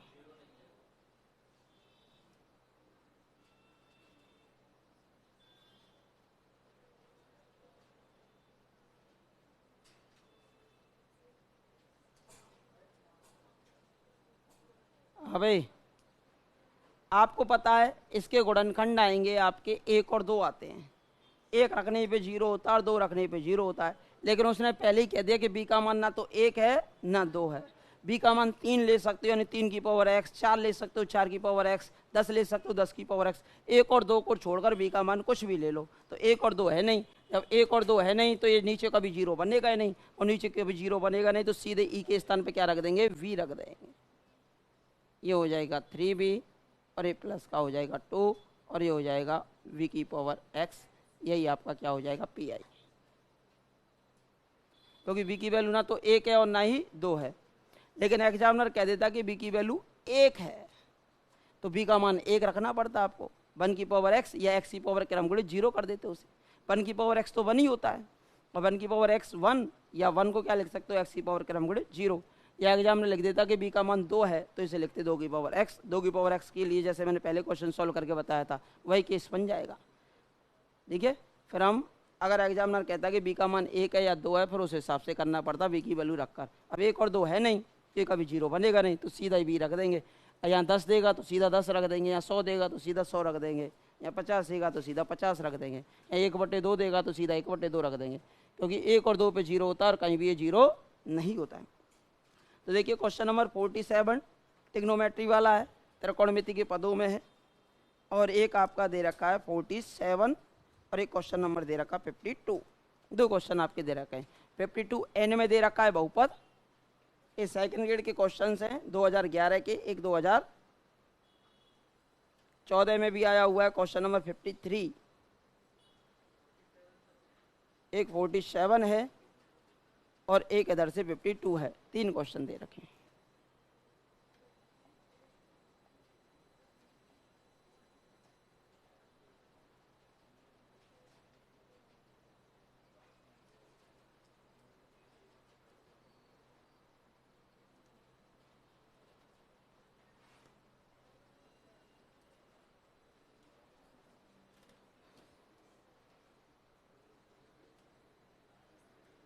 कोई कर सकता है कि इनमें से क्वेश्चंस? ऑप्शन का भी सारा लेकर कर सकते हो। ऑप्शन से हमेशा आंसर मैच होना चाहिए, कायदा यही कहता है हमेशा।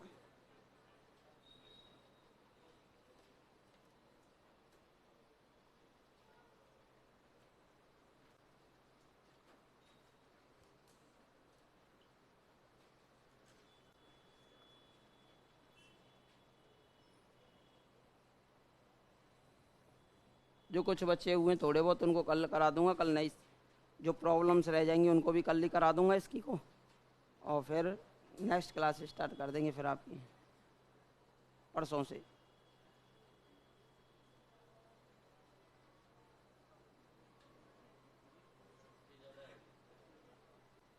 पहले चलो एक अभी त्रिकोणमिति वाला एक भी नहीं कराया, उसको भी करा दूंगा अभी जस्ट। हाँ जी, n+1 n और बराबर में n, वहाँ x में दिया जाता है या n में दे दिया, बात तो वही हुई। या n में दे दो या फिर x में दे दो। अब देखो इधर की साइड जब आप इसे सॉल्व करेंगे तो इसका क्या पूछा है, विशिष्ट हल पूछा है। हाँ जी, कितने मान शिफ्ट हो रहे हैं? 1, माइनस का कितना 3 और ब्रैकेट बंद है और यहाँ पर आ गया yn। वहाँ ux आता था, यहाँ yn कर दिया और यहाँ है बोलो n की पावर 1। अब मुझे बताओ इसको मुझे फैक्टोरियल नोटेशन में रिप्रेजेंट करना है और आप जानते हो x की पावर क्रमगुणित 1 का मान x ही होता है, तो n की पावर क्रमगुणित 1 का मान भी कितना हो जाएगा, n ही हो जाएगा। अगर दिक्कत आती है तो n के जहाँ जहाँ n दे वहाँ x करके कर लेना। अगर n में दिक्कत आती है आपको, जहाँ जहाँ n दे एग्जामिनर उसे x में करके कन्वर्ट करके सॉल्व कर लेना। तो मैं इसे लिख सकता हूँ, तो देखो पी आई क्या निकलेगा, पी आई पर्टिकुलर इंटीग्रल यानी बाई एन की वैल्यू, ये क्या हो जाएगा e-3 आ जाएगा आपका नीचे। e-3 कहाँ जाएगा बोलो, नीचे आ जाता है। और इसे क्या लिखोगे, n की पावर क्रमगुणित 1। n की पावर क्रमगुणित 1 का मान कितना होता है, n होता है। बोलो कितने घात का बहुपद है, बोलो कितने घात का बहुपद है, 1 घात का बहुपद है। अब 1 घात का बहुपद है तो इसको पहले डेल में कन्वर्ट करना पड़ेगा। किस में कन्वर्ट करना पड़ेगा, डेल में। अब चूंकि ई इक्विवेलेंस होता है किसके बोलो, डेल में कन्वर्ट करके तो करते हो बहुपद को, तो ई के स्थान पर 1 प्लस डेल रख दो, 1 प्लस डेल माइनस का 3, ये हो जाएगा n की पावर क्रमगुणित तो 1। हाँ जी, कितना बचा बोलो, डेल -2 n की पावर क्रमगुणित 1। हाँ जी, सबसे लोएस्ट पावर कितनी है, -2, तो -2 को कॉमन निकालेंगे -2 को कॉमन निकालेंगे तो यहाँ बचेगा 1, ये हो जाएगा डेल वाई 2 माइनस का, इसको ले जाएंगे ऊपर, इसको कहाँ ले जाओगे आप? ऊपर। हाँ जी, एक्सपेंशन कर दो, विस्तार कर दो 1 - x का। 1 - x का इनवर्स तो सब किस में आएंगे? प्लस में। तो कितना आएगा? 1 + x plus x square 4 plus dot dot dot n की पावर क्रमगुणित 1। अब del like as a derivative, तो ये बचा है -1/2। हाँ जी, इसका अंदर मल्टीप्लाई कर दो तो कितना आ जाएगा? n की पावर क्रमगुणित 1 प्लस डेल मीन्स डेरिवेटिव, इसका डेरिवेटिव कितना हो जाएगा? 1, तो ये बचेगा 1/2। अब इसका 2 बार डेरिवेटिव करेंगे तो क्या हो जाएगा? 0। एक बार पे कांस्टेंट आ जाता, 2 बार पे क्या आ जाएगा? 0। तो ये बचा। अब n की पावर क्रमगुणित 1 का मान कितना होता है? n ही होता है। अंदर मल्टीप्लाई कर दो तो ये हो जाएगा n/2 -1/2 प्लस का 1/2, ये हो जाएगा -1/4। देख लो कोई ऑप्शन है क्या इसमें?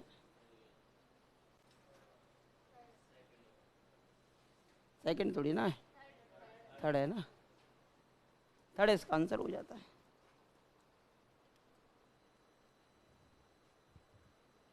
एक घात का बहुपद था ना। 53 में केवल CF पूछा है, 52 में केवल PI पूछा था, और कहीं कहीं CF और PI दोनों पूछ लेता है।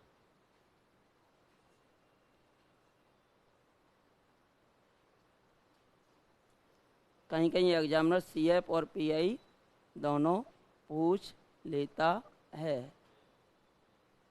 कहीं कहीं एग्जामिनर CF और PI दोनों पूछ लेता है।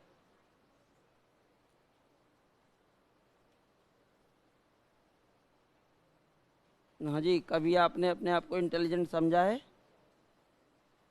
समझा है नहीं समझा है? असमंजस में आ गए? समझें तो आफत, नहीं समझें तो आफत, क्या करें?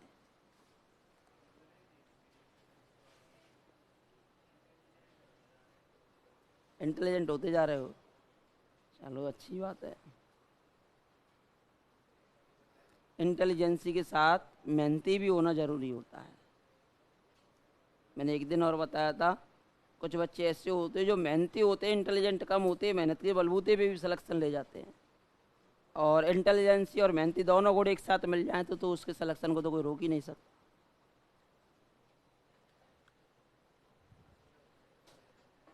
लिख लिया ना? किसी को दिक्कत हो तो पूछना चाहे तो पूछ सकता है।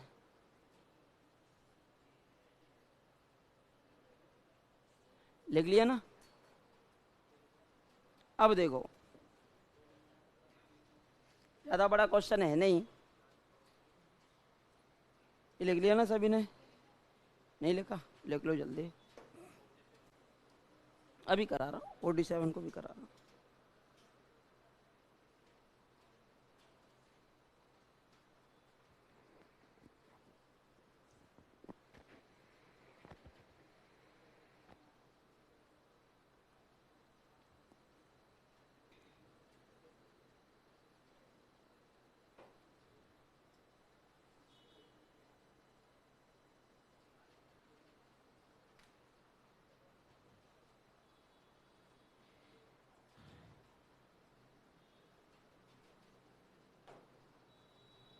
लिख लिया ना सभी ने?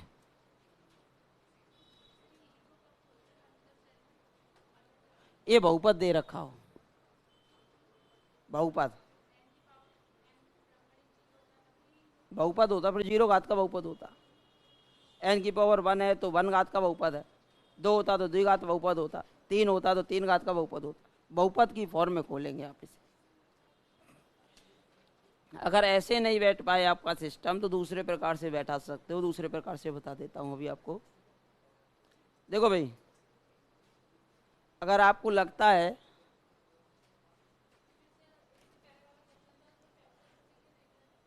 फैक्टर,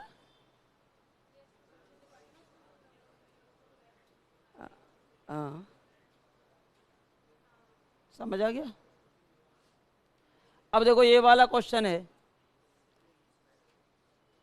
कि जब भी आप PI निकालोगे तो LHS में वैल्यू रखोगे और RHS आ जानी चाहिए। और जो ये ऑप्शन सेटिस्फाई कर देगा वही आंसर हो जाएगा। अभी जैसे कि मैंने थर्ड निकाला है, कौन सा निकाला है बोलो, थर्ड। तो थर्ड आंसर इसको क्या करना चाहिए बोलो, सेटिस्फाई करना चाहिए। अब थर्ड जो आंसर है इसको सेटिस्फाई करना चाहिए। अब देखो यहाँ से जो मान निकलता है ये वाई एन का ही तो निकलता है। तो मैं अगर मान लेता हूँ जैसे ऑप्शन नंबर थर्ड माना, क्या माना, option number third, y n बराबर, हाँ जी वाई एन बराबर, तो कितना माना है बोलो, माइनस का एन बाई टू और माइनस का 1/4, ये मान लिया आपने वाई एन का मान। भाई हमने माना कि ये इसका हल है, ये इसका हल है, तो इसके एल एच एस में रखने पर आर एच एस आ जानी चाहिए, यानी इसको संतुष्ट करना चाहिए। तब एल एच एस में रखो इसकी में, तब एल एच एस कितनी थी इसकी, एल एच एस जो दे रखी थी वो कितनी थी बोलो, ये दे रखी है वाई एन प्लस 1 माइनस का 3y n, और सॉल्व करने पर कितना आ जाना चाहिए, अब आपका n आ जाना चाहिए। अगर ये सी एफ का भाग होता तो इसे एल एच एस में रखने पर 0 आना चाहिए था, बराबर, हाँ जी। अब बाई n प्लस 1, n रखने पे तो ये देता है, अब n प्लस 1 रखो तो n के स्थान पर n प्लस 1 कर दो, तो ये हो गया अब आपका n प्लस 1 y2 माइनस का 1/4, ये माइनस का 3 है ही, ये वाई एन का मान कितना बोलो, n/2 माइनस का 1/4। अब इसे सॉल्व करते हैं, ठीक है भाई। ये बोलो ये आ गया माइनस का n/2, ये कितना आया बोलो, माइनस का n/2, और ये प्लस का 3n/2। अब 3n/2 में से 1 ये गए, एक n गया, तो कितना बचा 2n/2, और 2n/2 यानी कि n, ये तो बचा n, ठीक है। यहाँ तक तो आ गया। अब देख लेता हूँ कांस्टेंट तो नहीं जुड़ गया कोई भी, है ना। ये बचा माइनस का 1/2, और ये बचा प्लस का 3/4, ये प्लस का 3/4, ये माइनस का 1/4, 3/4 में से 1/4 गए तो कितना बचा 1/2, ये प्लस का 1/2 और ये माइनस का 1/2, 1/2 से माइनस 1/2 कैंसिल, और ये बराबर में क्या आ गई बोलो, आर एच एस आ गई। तो ये थर्ड नंबर का ऑप्शन इसको सेटिस्फाई करता है, और थर्ड नंबर का ऑप्शन अगर मैं एल एच एस में रखता हूँ तो बराबर में क्या आ गई, आर एच एस आ गई। तो यही हमारा आंसर है। तो जब भी आप अगर पर्टिकुलर सॉल्यूशन निकाल रहे हो तो पर्टिकुलर सॉल्यूशंस में जो ऑप्शंस होंगे उनको आप एल एच एस में रख दीजिए, उनको आप एल एच एस में रख दीजिए, और क्या आ जानी चाहिए, आर एच एस आ जानी चाहिए। अब ये तो दूसरा तरीका हो गया। अभी मैं एक तरीके से और चेक करना बता सकता हूँ कि एन की वैल्यू रखकर भी आप उसे चेक करके देख सकते हो, बट रखनी आपको एल एच एस में ही वैल्यू पड़ेगी, तो आर एच एस आना चाहिए, ठीक है। पहले तो इसे लिख लो बाई ऑप्शन, जैसे भी आपका पड़ता खाए, जैसे भी आपको उचित लगे, मेथड भूल जाओ तो फिर ऑप्शन का सहारा ले सकते हो, और आपको लगता है कि टाइम बचा हुआ और मेरे सिलेक्शन के लिए 2 ही नंबर कम पड़ रहे हैं, 2 नंबर को छोड़ना नहीं है, फिर आपको लेना है। कहीं कहीं दिक्कत आती है, नहीं 2 क्वेश्चन आते हैं अंतर समीकरण के, 2 में से एक तो आसानी से हो ही जाता है।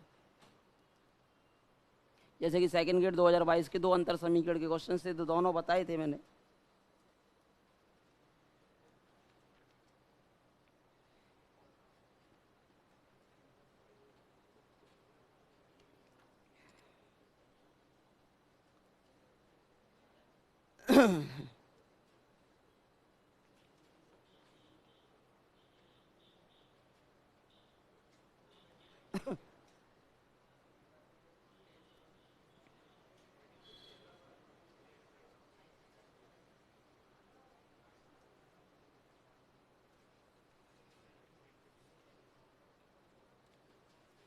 ये लिख लिया ना सभी ने।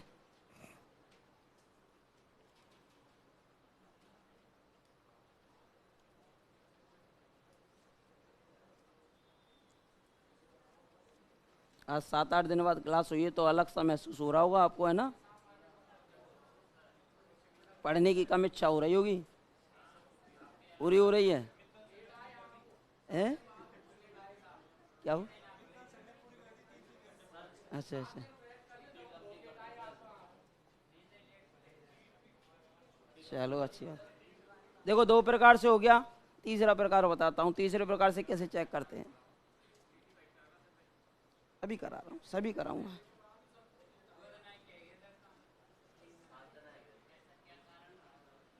अब टाइम पे टाइम फंस जाता तो फंस जाता है। हैं? कब आज? नहीं, अच्छा समय से ही आ गए थे, बट कुछ काम अब काफ़ी समय बाद आते हैं तो छोटे मोटे काम होते हैं। अरे कई टेंशन ले रहे हो, एक जब भी एक क्वेश्चन ज़्यादा करके आएगा कोई दिक्कत बदल।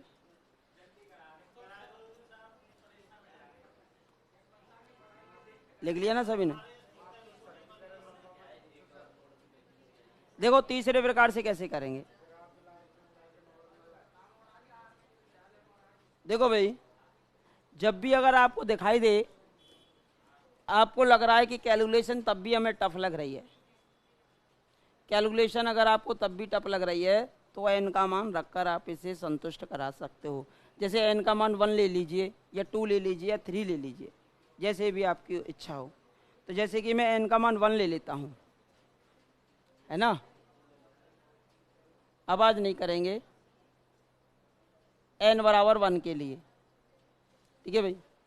अब जब एन बराबर 1 ले रहे हो, आपने सॉल्यूशन माना ये वाई एन, जैसे ऑप्शन थर्ड ले रहे हो, ऑप्शन थर्ड में वाई एन बराबर कितना लिया बोलो, -n/2 और माइनस का 1/4, यही तो है। अब एन का मान कितना लिया बोलो, 1, तो y1 बराबर कितना आएगा बोलो, -1/2 और -1/4, कितना हो गया बोलो, माइनस का 3/4, ठीक है। अब इसकी LHS उठाओ, अब LHS लो, LHS होती है yn + 1 -3yn। LHS किसके लिए लोगे, n बराबर 1 के लिए, तो n बराबर 1 रखेंगे तो कितना हो जाएगा, y2, और ये कितना हो जाएगा 3y1।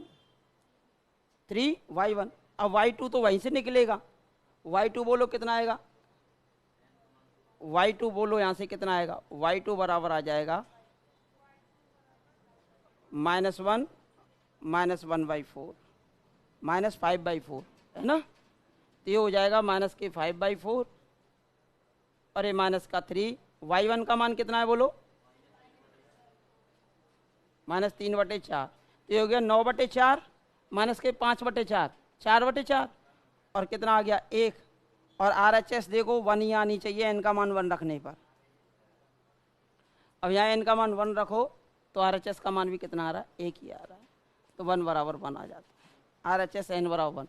तो हम क्या करते हैं कि जैसे मैंने ये हल माना yn का मान, तो n का मान जैसे मैंने 1 रख दिया, मुझे x में कैलकुलेशन में दिक्कत आ रही है, तो मैंने n का मान 1 रख दिया, 0 रख दो, 1 मत रखो, 0 रख दो। जिस 0 रखेंगे तो ये आ जाएगा -1/4, फिर यहाँ 0 और 1 के लिए सॉल्व करना पड़ेगा और आसान हो जाता है।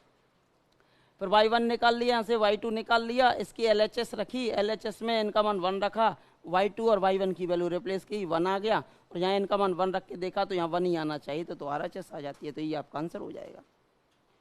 तो जैसे भी चाहो वैसे आप इसे कर सकते हो ऑप्शंस का सहारा लेकर। डिफरेंशियल इक्वेशन भी हो जाती है भाई ऑप्शन से, मेथड से तो होती है। लिख लिया सभी ने?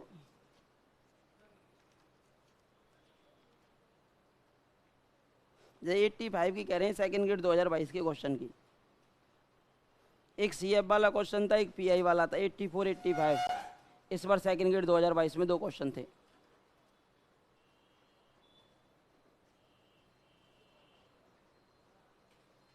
कल या परसों से मैं टाइम बता दूंगा, थोड़ा सा चेंज करेंगे टाइम को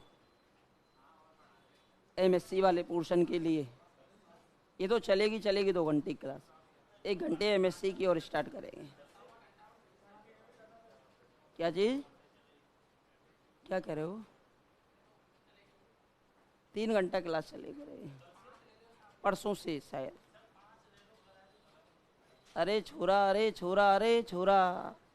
कहाँ जाएगा, 5 घंटा पढ़ के गुन करेंगे तो 2 घंटा कट जाएंगे। कहाँ परेशान है तू, पुरानों कहाँ याद है, 2 घंटा वाला याद हो। हम तो टेस्ट ले लेते हैं आपका एक।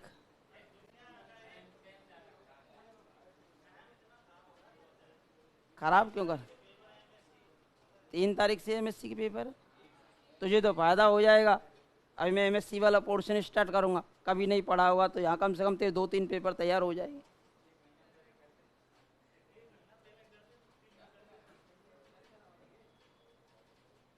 लाला तो काम पड़ेगा तो तू छुट्टी नहीं करेगा का? अरे वो तो इमरजेंसी काम होते हैं तो जाना पड़ता है कभी कभार। लिख लिया ना? अब 4 महीने में अभी तो छुट्टियां की हैं, अब वो थोड़ी बढ़ गई 2-2 करके। आज तो हम फ्राइडे को आ जाते, बट वो यहाँ जयपुर में थोड़ा सा भूकंप आ गो, मैंने की और 2 दिन की छुट्टी कर दें बच्चन की। रेल अलर्ट में वैसे चल रहा था, मैंने की और 2 दिन बच्चन ने कहीं बुला के परेशान करे, कम से कम वो सुरक्षित तो हैं। तो या वही थे, फिर मैंने कहा मंडे को आ जाते हैं, इस कारण मैंने पोस्टपोन किया था। किसकी? कितनी को? 29 जुलाई तक है। अब आएगा तो जो लिखा है भाई उसे तो कोई मिटा नहीं सकता। कह नहीं सकते अब यहाँ ना आए वहीं आ जाए, जरूरी थोड़ी ना है। जहाँ भी भागेंगे वहाँ मिलेगा ही मिलेगा आपको कोई ना कोई चीज़।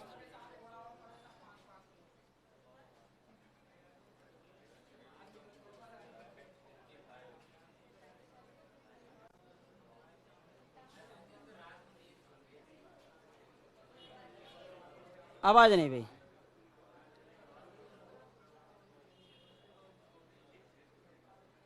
हाँ भाई देखो, ये तो मैंने शायद कराया है ना। सुनो, आवाज नहीं। सी एफ और पी आई दोनों लिखे हुए हैं। यहां बनेगा ई की पावर 2 या ई की पावर 0। 2 और 0 का अंतर 2 आएगा, 2 कोटि का है तो 2 ही कांस्टेंट आएंगे, C1 और C2, है ना। C1 और C2 आएंगे। यहां से मैं लिखता हूं इसको E² -7E और ये प्लस का 10। इधर से आता है आपका UX और बराबर में आता है 12 × 4 की पावर x। यही तो होता है। इधर से अगर मुझे CF निकालना है तो इसको 0 के बराबर करना होता है m रखकर। 7m + 10 = 0। यहां से m के गुणनखंड क्या होंगे बोलो? तो m बराबर 2 और 5, दोनों मूल अलग अलग हैं तो क्या लिखा जाता है? CF C1 मूल की पावर x, C2 मूल की पावर x। या -2 की पावर x है गलत, या 2 की पावर x 5 की पावर x, या -5 की पावर x है गलत, या C1 2 की पावर x आएगा। अब इन दो में से एक ऑप्शन होगा। अगर फिर भी आपको इन दो में से एक ऑप्शन होगा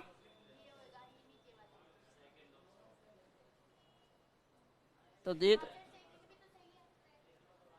फिर ये प्लस होगा तो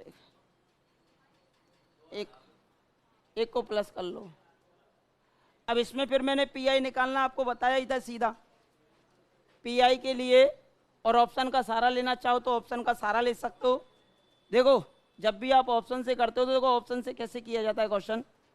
देखो यहाँ तो -2 की पावर x है, अब यहाँ -2 रख के देखो 0 होता है क्या? ये प्लस का 4, ये प्लस का 14 और ये 10, ये 0 नहीं हो रहा तो सी एफ का भाग ये नहीं है। यहाँ से 2 रखो 0 हो रहा है क्या? हाँ जी 0 हो रहा है। 5 रखो 0 हो रहा है क्या? हो रहा है। तो यहाँ -5 पे 0 होगा नहीं तो 2 ऑप्शन वैसे खत्म हो जाते हैं। तो 2 और 5 सी एफ के भाग हो गए। अब 0 आना चाहिए सी एफ रखने पर।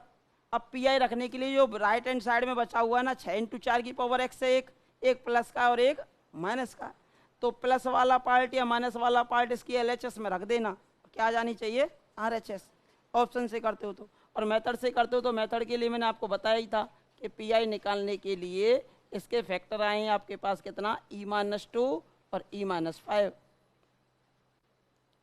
ठीक है, E-2 E-5 और 12 आपका बाहर आ गया और ये 4 की पावर x बचा। 4 रखने पे 0 हो रहा है क्या? नहीं हो रहा तो सीधा 4 रख देंगे आप। तो कितना आएगा बोलो? 4 - 2 और ये 4 - 5 -6 4 की पावर x। तो ये आ जाता है -6। देखो CF में तो ऑप्शन का सहारा ले सकते हो, LHS में रखोगे 0 आ जानी चाहिए, और जो बिना कांस्टेंट वाली होती है उसको LHS में रखने पर RHS आ जानी चाहिए। यही हमारे पास आंसर हो जाता है। तो कौन सा आंसर है? सेकंड नंबर का ऑप्शन।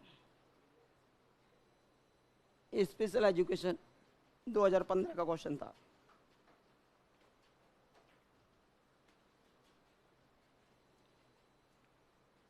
ये तो फर्स्ट पीडीएफ में जो दे रखे हैं उनको करा रहे हैं, शेष कल करा दूंगा भले। एक 64 दे रखा है, एग्जाम में देख सकते हो, एक भी बार एग्जाम ऐसा नहीं छूटेगा जहाँ क्वेश्चन नहीं आता हो। 58 है,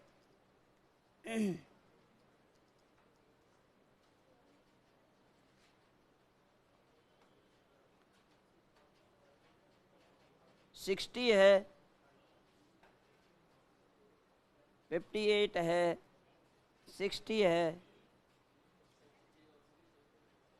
64 है,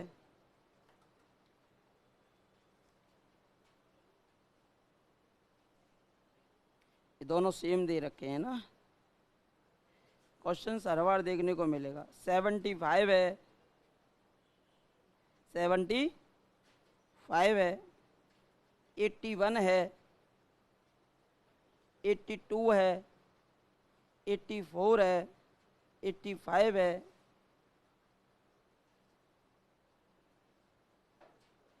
92 है, और फर्स्ट ग्रेड में आते ही नहीं। फर्स्ट ग्रेड और कॉलेज लेक्चरर में ये आते ही नहीं, टॉपिक ही नहीं है सिलेबस में।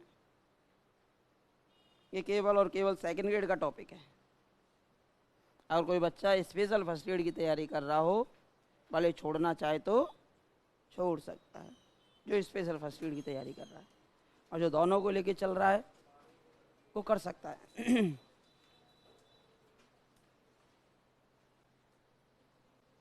इतने ही थे, लास्ट क्वेश्चन था क्या है? लास्ट क्वेश्चन था क्या है? कौन से नंबर का क्वेश्चन था ये? अब जैसे ये क्वेश्चन दे रखा है ux बराबर 0, बराबर में 0 आ रहा है, तो केवल कौन सा पार्ट होगा? सी एफ वाला। अब इसके गुणांकों को देख लो। अब इसके गुणांकों को देखते हो ना, तो यहाँ से गुणांकों में जैसे 3 है और -3 है, 4 है -4 है, 5 है और -5 है, LHS में रखने पे 0 हो जाना चाहिए। जैसे कि 3 लिया, 3 ले लो पहले, प्लस वाला 3 ले लो, तो ये e की पावर 3 बनेगा ना, e की पावर 3 यानी कि 3 की पावर 3 -4, ये e स्क्वायर यानी कि 3 का स्क्वायर, ये 17 e यानी कि 3 और प्लस का 60। देखो 0 होता है क्या? ये माइनस का 51 और माइनस का 36, ये 27 और 60 87 और ये आपका 51 और 36 87, 0 हो गया। तो 3 रखने पर 0 हो रहा है, तो -3 वाला ऑप्शन खत्म, -3 वाला ऑप्शन खत्म, इसमें 3 आ ही नहीं रहा, यही आंसर हो जाएगा। 5 -4 रख के देखो, ये 0 हो जाएगा। 5 रख के देखो, ये 0 हो जाएगा। इसमें केवल इतना ही तो करना था, इसको लिखना था e की पावर 3, ये 4e स्क्वायर, ए माइनस का 17e और ए प्लस का 60, और ये ux था बराबर में 0। और इसकी जो कैरेक्टरिस्टिक इक्वेशन होती है अंतर समीकरण, यानी कि इसकी जो अभिलाक्षणिक समीकरण होगी वो क्या हो जाएगी? m³ - 4m square -17m plus का 60 बराबर में कितना है बोलो? 0। ये अभिलाक्षणिक समीकरण है? अभिलाक्षणिक बोल दो या सहायक बोल दो, सभी जगह अभिलाक्षणिक ही बोला जाता है। विविक्त गणित पढ़ते हो वहाँ भी अभिलाक्षणिक या सहायक समीकरण, यहाँ पढ़ते हो सहायक समीकरण या अभिलाक्षणिक समीकरण, सब जगह यही बोला जाता है। अभिलाक्षणिक या सहायक दोनों कह देते हैं, ऑक्सिलरी इक्वेशन या कैरेक्टरिस्टिक इक्वेशन कह देते हैं। लेटेंट रूट वाले केस में भी पढ़ते हो, आइगन वैल्यू आइगन मान वाले केस में भी पढ़ते हो अभिलाक्षणिक समीकरण। हाँ, यहाँ से आप उसमें पढ़ते हो इंटीग्रल इक्वेशन, MSc वाली जो किताब आती है IT, उसमें भी पढ़ते हो। कई जगह आते हैं, जैसे फर्स्ट ग्रेड में क्वेश्चन आता है 0 to ∞ sin x, जैसे क्वेश्चन आता है 0 to ∞ sin x upon x dx, इसका समाकलन π/2 होता है। ये फर्स्ट ग्रेड में आ चुका है, ये राजस्थान सेट में आ चुका है 2012 में। फर्स्ट ग्रेड इससे 2018 हुई थी, उसमें आ चुका है। एक बार कॉलेज लेक्चरर में आ चुका है, 3 बार आ चुका है। अब इस क्वेश्चन को मैं कॉम्प्लेक्स एनालिसिस से भी कर सकते हो, इस क्वेश्चन को आप लाप्लास से भी कर सकते हो, इस क्वेश्चन को आप BSc वाली समाकलन से भी कर सकते हो। 3-4 प्रकार से इसको कर सकते हैं, तो कई जगह हमारे पास काम आ जाता है। इनको मैं पहले विविक्त गणित से पढ़ाता था, अब आपकी एनए वाले से करा देता हूँ। विविक्त गणित से करा देता था मैं इनको पहले। 2018 वाली भर्ती पढ़ाई थी भरतपुर में, तो विविक्त गणित में जो लास्ट में दे रखा है ना जनरेटिंग फंक्शन, पुनरावृत्ति संबंध, वहाँ से अटैच करके पढ़ा देता था इसको पूरा। क्वेश्चन सॉल्व होना चाहिए, कैसे भी करो आंसर सेम आता है, या बाई ऑप्शन का सहारा करो।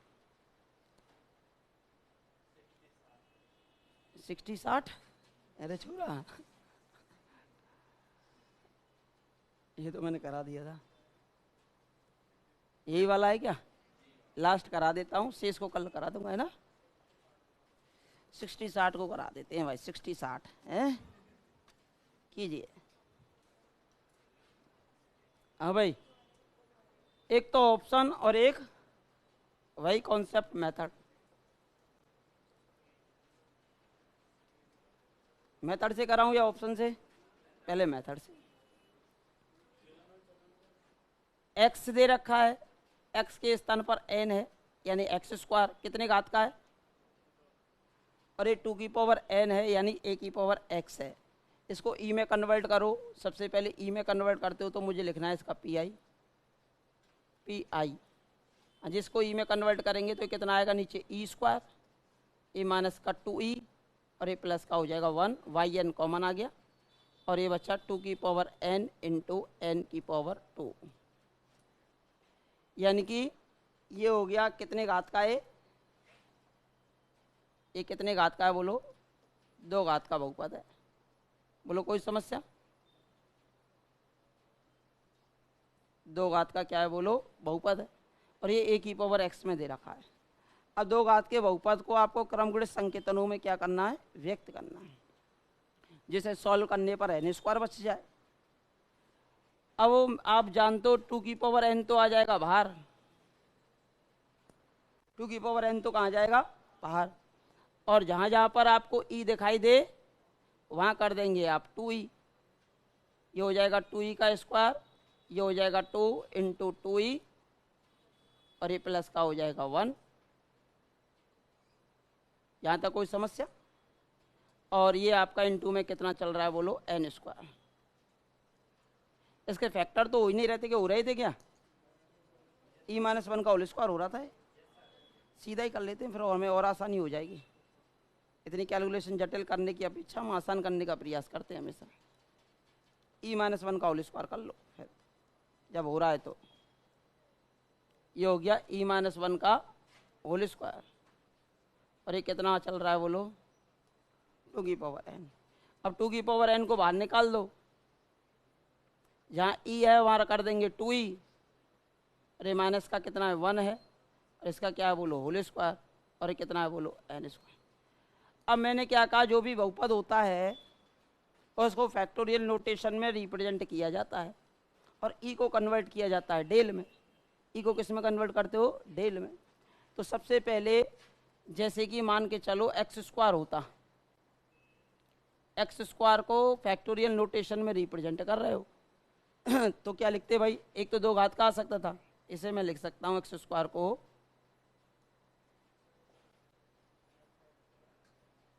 अब भाई एक्स स्क्वायर है ना, तो इसे क्या लिख सकते हो, 1x स्क्वायर।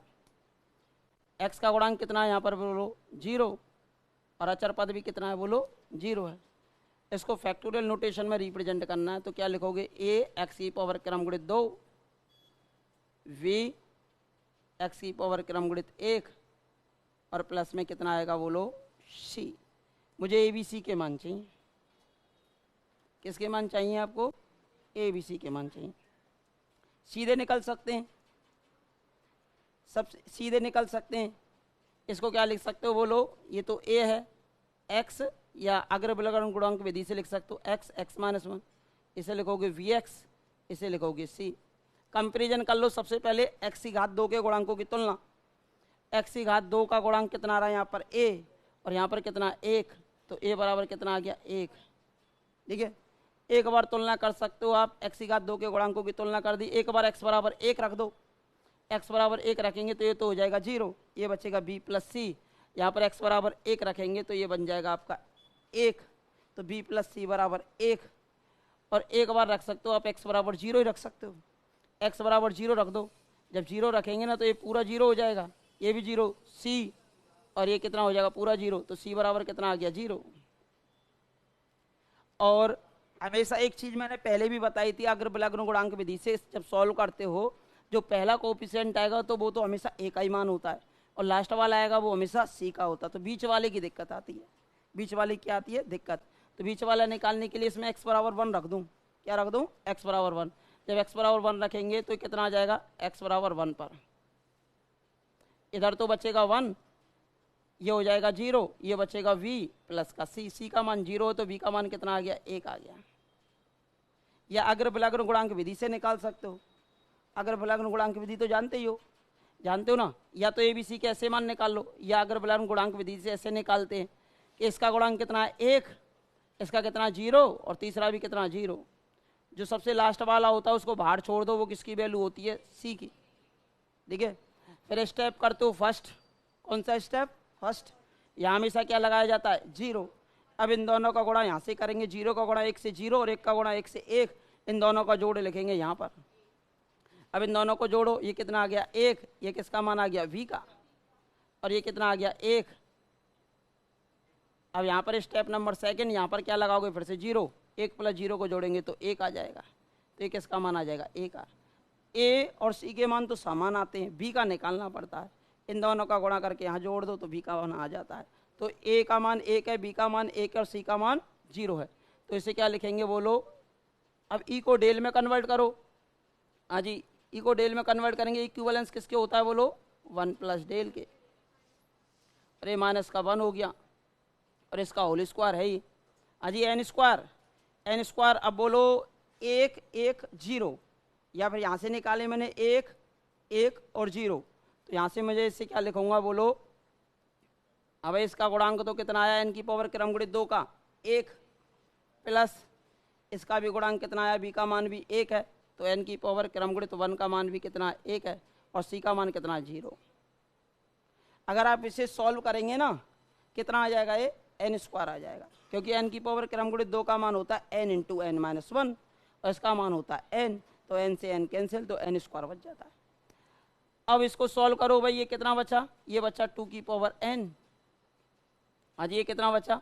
ये बचा 2 डेल, और ये प्लस का 2, यानी कि ये प्लस का 1 हो गया,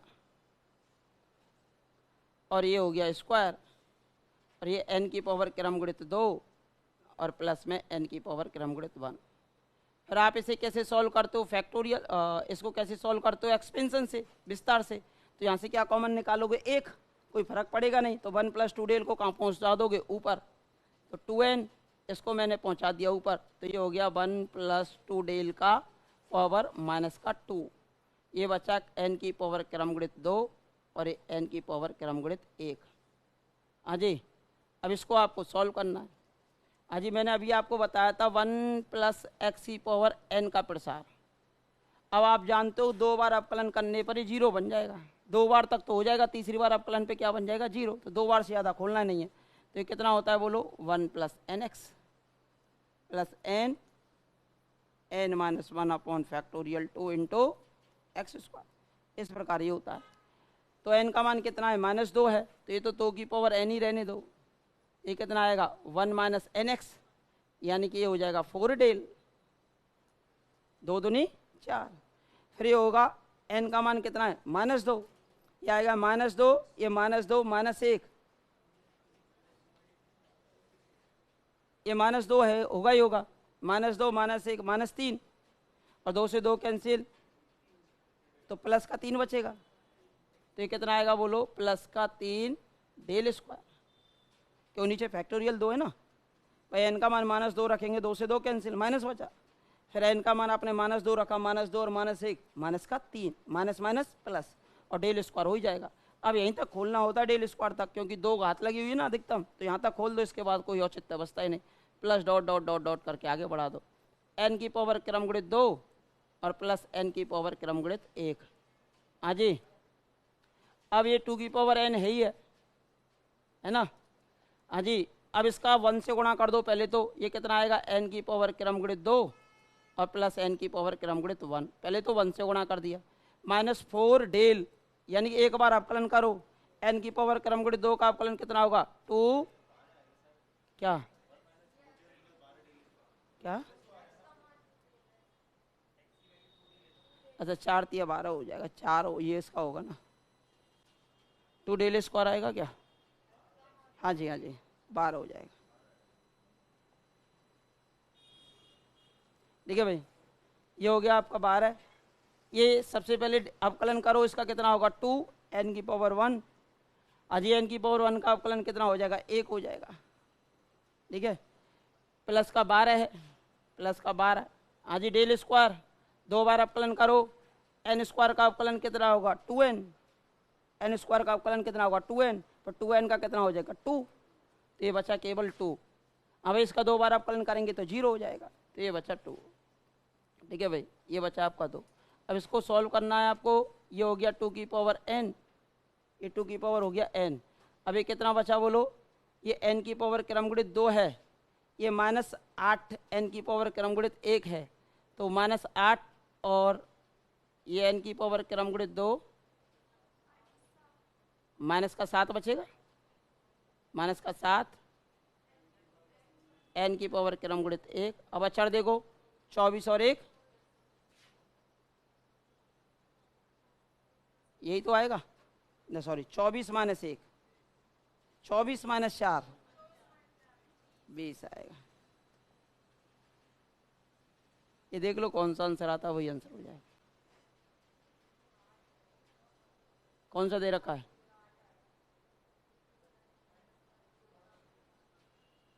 आठ आएगा। अच्छा ये 10 हो गए हैं, ये कहाँ गया फिर? कौन कट गया? कौन कट गया?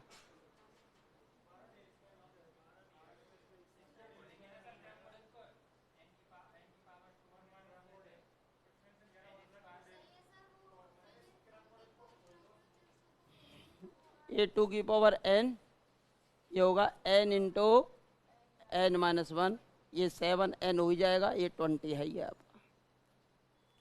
तो ये कितना हो जाएगा, वो हम देख रहे थे कि आंसर का फैक्टोरियल नोटेशन में तो नहीं दे रखा, n स्क्वायर, ये माइनस का 8n हो जाएगा और ये प्लस का 20 हो जाएगा।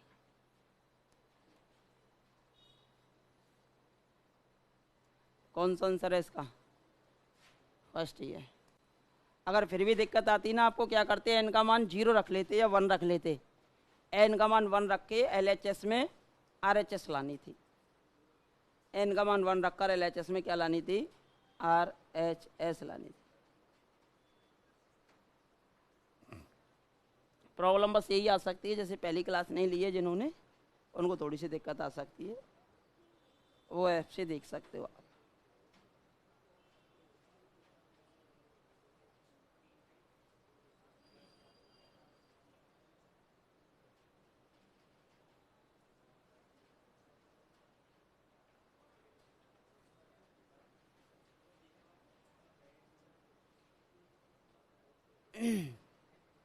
शेष क्वेश्चंस मैं आपको कल करा दूंगा, ठीक है। और जो एन के कुछ क्वेश्चंस बचे हुए उनको भी मैं कल करा दूंगा, परसों से नई सीट स्टार्ट कर देंगे आपके। हाँ, रियल कॉम्प्लेक्स जो भी है वो करा देंगे। रियल कॉम्प्लेक्स तो 5-5 दिन की हैं, फिर स्पेयर कौन सिलेंडर,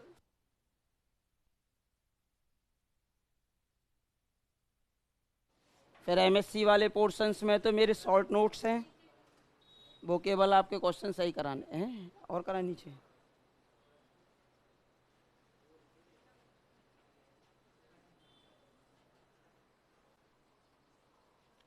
ऑप्शन से भी कर सकते हो, वो मैं कल सिखा दूंगा इस क्वेश्चन को, है ना, वो आप भी कर सकते हो, मैंने सिखा भी दिया है।